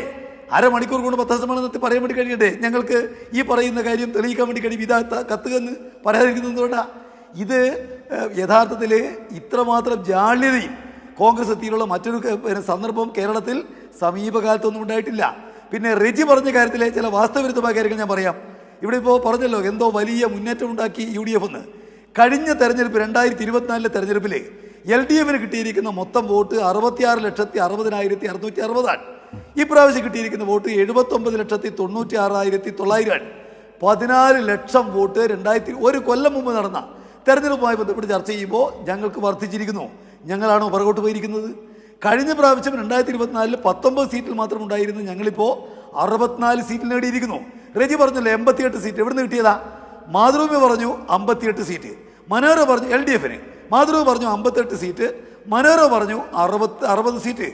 ദേശാമാനിയിൽ കൃത്യമായ കണക്കുകൾ വെച്ചുകൊണ്ട് ഞങ്ങൾ 64 സീറ്റ് എന്ന് പറഞ്ഞു. തെരഞ്ഞെടുപ്പിൽ നമ്മൾ സാധാരണ ഇതിൽ തദ്ദേശ സ്ഥാപന തെരഞ്ഞെടുപ്പിൽ ഏതാ കണക്കെടുക്കുക? ജില്ലാ പഞ്ചായത്ത്, മുനിസിപ്പാലിറ്റി, കോർപ്പറേഷൻ, അതാണല്ലോ കണക്കെടുക്കുക. മറ്റെന്തെങ്കിലും കണക്കെടുത്തിട്ട് പിന്നെ ആളുകളെ തെറ്റിദ്ധരിപ്പിക്കാൻ ശ്രമിച്ചിട്ട് കാര്യമില്ലല്ലോ. ഈ തെരഞ്ഞെടുപ്പിൽ വലിയ നിലക്കുള്ള മുന്നേറ്റങ്ങൾക്കുണ്ടായി. പിന്നെ പറയുന്നു, റെജി പറഞ്ഞു, ഇതുപോലെ മെച്ചപ്പെട്ട വിജയം മറ്റൊരു കാലത്തും UDFിനില്ല. ഞാൻ ചോദിക്കട്ടെ റെജി, 2010 കേരളത്തിൽ തദ്ദേശ സ്ഥാപന തെരഞ്ഞെടുപ്പ് നടന്നിരുന്നോ? ഓർമ്മയുണ്ട് നിങ്ങൾക്ക്? അന്ന് ജില്ലാ പഞ്ചായത്തിൽ ഞങ്ങൾക്ക് 6 നിങ്ങൾക്ക് 7 ബ്ലോക്ക് പഞ്ചായത്തിൽ ഞങ്ങൾക്ക് 51 നിങ്ങൾക്ക് 92 മുനിസിപ്പാലിറ്റിയിൽ ഞങ്ങൾക്ക് എന്നുണ്ടായ 17 ഇപ്പോൾ 41 വർദ്ധിച്ചു. ബ്ലോക്ക് പഞ്ചായത്തിൽ 59 77ആയി, ജില്ലാ പഞ്ചായത്തിൽ 6 7ആയി, ഗ്രാമപഞ്ചായത്തിൽ 360ഉം 70 ആർക്ക് ഭൂരിപക്ഷം എന്ന് തിരിയാത്തതുമായിട്ട് ബന്ധപ്പെട്ടുകൊണ്ട് 400-ലേറെ. എവിടെ മുന്നേറ്റം ഉണ്ടായി എന്നാണ്? കണക്കുകൾ പറയുമ്പോൾ കണക്ക് വെച്ച് വേണമല്ലോ പറയാൻ. കണക്കുകൾ സംസാരിക്കുന്നത് നിങ്ങൾ യഥാർത്ഥത്തിൽ കാര്യമായി മുന്നേറിയിട്ടില്ലെന്നാണ്. കുറേ സ്ഥലത്ത് BJP-ക്കാർക്ക് വോട്ട് നിങ്ങൾ വിറ്റിട്ട് നിങ്ങൾ ചില സ്ഥലത്ത് വരെ ജയിപ്പിച്ചിട്ടുണ്ട്. നാണം കെട്ട ഇടപാടല്ലേ നിങ്ങൾ ഈ തെരഞ്ഞെടുപ്പുമായി ബന്ധപ്പെട്ടുകൊണ്ട് പല സ്ഥലങ്ങളും സ്വീകരിച്ചത്. ഇപ്പോൾ ഞാൻ ചോദിക്കട്ടെ, കൊല്ലത്ത് കൊട്ടാരക്കര മുനിസിപ്പാലിറ്റിയിൽ 11 വാർഡിൽ BJP-ക്കാർക്ക് 50-ൽ താഴെ വോട്ട്, നിങ്ങൾ ജയിച്ചു. എങ്ങനെയാണ് ജയിച്ചിരിക്കുന്നത്? ഞാൻ ചോദിക്കട്ടെ, ഇവിടെ 7 സ്ഥലത്ത് 10-ൽ താഴെയാണ് വോട്ട് കൊട്ടാരക്കര. എങ്ങനെയാണ് സംഭവിച്ചു? BJP-ക്ക് നിങ്ങൾ വോട്ട് വാങ്ങിയിട്ടല്ലേ. ഞങ്ങൾ പരവൂരിൽ മുനിസിപ്പാലിറ്റിയിൽ ഞങ്ങളുടെ ജില്ലാ സെക്രട്ടറി മത്സരിച്ച സ്ഥലത്ത് UDF സ്ഥാനാർത്ഥിക്ക് 20 വോട്ടേ ഉള്ളൂ, BJP-ക്കാർ ജയിച്ചു. എങ്ങനെയാണ്? ഇടുക്കിയിൽ നിങ്ങൾ പരിശോധിച്ചാൽ കാണാൻ വേണ്ടി കഴിയും. അവിടെ ആകെ നിങ്ങൾ മത്സരിച്ചിരിക്കുന്ന സീറ്റുകൾ പരിശോധിക്കുമ്പോൾ അവിടെ നിങ്ങൾ BJP-ക്കാർക്ക് സ്ഥാനാർത്ഥിയില്ലാത്ത 245 വാർഡിൽ നിങ്ങൾ 219 വാർഡിലും UDF ജയിച്ചത്. Vote BJP വാങ്ങിയിട്ടല്ലേ. 52 ഗ്രാമപഞ്ചായത്തിൽ 185 വാർഡിൽ BJP-ക്ക് സ്ഥാനാർത്ഥിയില്ല, അതിൽ 169 വാർഡിലും ജയിച്ചത് നിങ്ങളല്ലേ. ചെങ്ങന്നൂർ, ഹരിപ്പാട്, കായംകുളം ഇവിടെ എല്ലാം BJP UDF സഖ്യമാണെന്നുള്ള ആൾക്കറിയാതിരിക്കുന്നത്. കോട്ടയത്ത് ഏറ്റുമാനൂരില്ലേ 35-36 വാർഡിൽ UDF മത്സരിച്ചിട്ടേ ഇല്ല, BJP-ക്കാർ ജയിക്കുന്ന അവസ്ഥയുണ്ടായി. കോൺഗ്രസ് ജയിച്ച് 26-ാം വാർഡിൽ BJP-ക്ക് വോട്ട് 14. നിങ്ങൾക്ക് കഴിഞ്ഞ പ്രാവശ്യം എത്ര വോട്ട് കിട്ടിയത്? പകൽ വെളിച്ചം പോലെ വ്യക്തിയല്ലേ നിങ്ങൾ പരസ്പരം വോട്ട് വിറ്റത്. എന്നിട്ട് പറയുന്നത് ഞങ്ങൾ വലിയ മുന്നേറ്റം ഉണ്ടാക്കി. നിങ്ങൾ ഇപ്പോൾ നേരത്തെ നിങ്ങൾ പറഞ്ഞല്ലോ, ഞങ്ങൾ കഴിഞ്ഞ ഇപ്പോൾ നേരത്തെയുള്ള തെരഞ്ഞെടുപ്പിൻ്റെ ഫലം പറയുമ്പോൾ നിങ്ങൾ പറയുന്നൊരു കാര്യമുണ്ട്. അന്ന് ഞങ്ങളുടെ കൂടെ കേരള കോൺഗ്രസ് ഉണ്ടായിരുന്നു, ഇപ്പോൾ കേരള കോൺഗ്രസ് ഇല്ല. അന്നില്ലാത്തതാണല്ലോ Jamaat Islami, അന്നില്ലാത്തതാണല്ലോ SDPI, അന്നില്ലാത്തതാണല്ലോ welfare party. അവരെല്ലാമായിട്ട് ധാരണ ഉണ്ടാക്കിയിട്ടല്ലേ നിങ്ങൾ മത്സരിച്ചിരിക്കുന്നത്. പിന്നെ അസോസിയേറ്റഡ് അംഗത്വം എന്ന അംഗത്വം എന്ന് പറയാൻ വേണ്ടി കഴിയില്ല.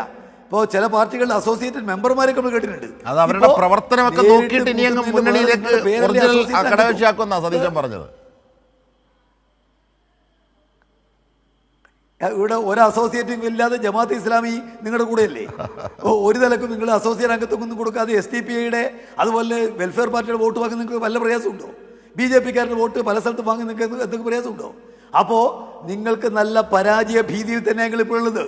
മൂന്നാമത്തെ ഒരു ഗവൺമെൻറ് LDF-ന്റെ ഒരു ഗവൺമെൻറ് വന്നാൽ നിങ്ങൾ നാമാവശേഷമാകുമെന്ന് മറ്റാരെക്കാളും അറിയുന്നവർ നിങ്ങൾ തന്നെയാണ്. കോൺഗ്രസിൻ്റെ കാര്യം അറിയാം, ലീഗിൻ്റെ കാര്യം അറിയാം. അതുകൊണ്ട് എന്ത് വില കൊടുത്തും എന്ത് വൃത്തിയുടെ നിലപാട് സ്വീകരിച്ചു ഏതു ചെകുത്താനുമായി ചേർന്നും അധികാര കസേരയിലേക്ക് എത്തുക എന്നുള്ളതല്ലാതെ നിങ്ങൾക്ക് മറ്റൊരു ലക്ഷ്യവുമില്ല, നിങ്ങൾക്ക് ഒരു പ്രിൻസിപ്പലും ഇല്ല. പക്ഷേ ഞങ്ങൾ ഈ സമയത്തും ഒരു കാര്യം പറഞ്ഞിട്ടുണ്ട്, ഞങ്ങളുടെ സംസ്ഥാന സെക്രട്ടറി കൃത്യമായി പറഞ്ഞിട്ടുണ്ട്, ഒരു നിലക്കുമുള്ള അന്യായമായ കൂട്ടുകെട്ടിന് ഞങ്ങളില്ല. കാരണം ഞങ്ങൾക്ക് അധികാരം വന്നാൽ ജനങ്ങളെ സേവിക്കാനുള്ള സംവിധാനമാണ്. ഇന്ത്യൻ പ്രധാനമന്ത്രി സ്ഥാനം ഇവിടെ ഉള്ളംകൈയിൽ പോലുള്ള നെല്ലിക്ക പോയി ഏൽപ്പിക്കപ്പെട്ടിട്ട് അത് വേണ്ടെന്ന് പറയാൻ ആർജവം കാണിച്ച പാർട്ടിയാണ് CPIM. ഇന്ത്യ രാജ്യത്ത് കഴിഞ്ഞ UPA ഗവൺമെൻറ്റിൻ്റെ 2ാം ഗവൺമെൻറ്റിൻ്റെ കാലത്ത് കോൺഗ്രസ് നേതാക്കന്മാർ ഞങ്ങളുടെ പാർട്ടി ഓഫീസിൽ വന്ന് മന്ത്രിമാർ എത്ര വേണമെങ്കിലും എടുക്കാം, വകുപ്പ് ഏതെങ്കിലും എടുക്കാം എന്നെല്ലാം പറഞ്ഞപ്പോൾ അത് വേണ്ട, ജനങ്ങൾക്ക് വേണ്ടിയുള്ള ഒരു കോമൺ മിനിമം പ്രോഗ്രാം നടപ്പിലാക്കിയാൽ മതി എന്ന് പറയാൻ കരുത്ത് കാണിച്ച പാർട്ടിയാണ് ഈ പാർട്ടി. ഇന്ത്യയിൽ 11 സ്റ്റേറ്റുകളിൽ അധികാരത്തിലേക്ക് ക്ഷണിക്കപ്പെട്ടപ്പോൾ തമിഴ്നാട്ടിലും ആന്ധ്രയിലും എല്ലാം ഉൾപ്പെടെ അത് വേണ്ടെന്ന് പറയാൻ കരുത്തു കാണിച്ച പാർട്ടിയാണ് CPIM.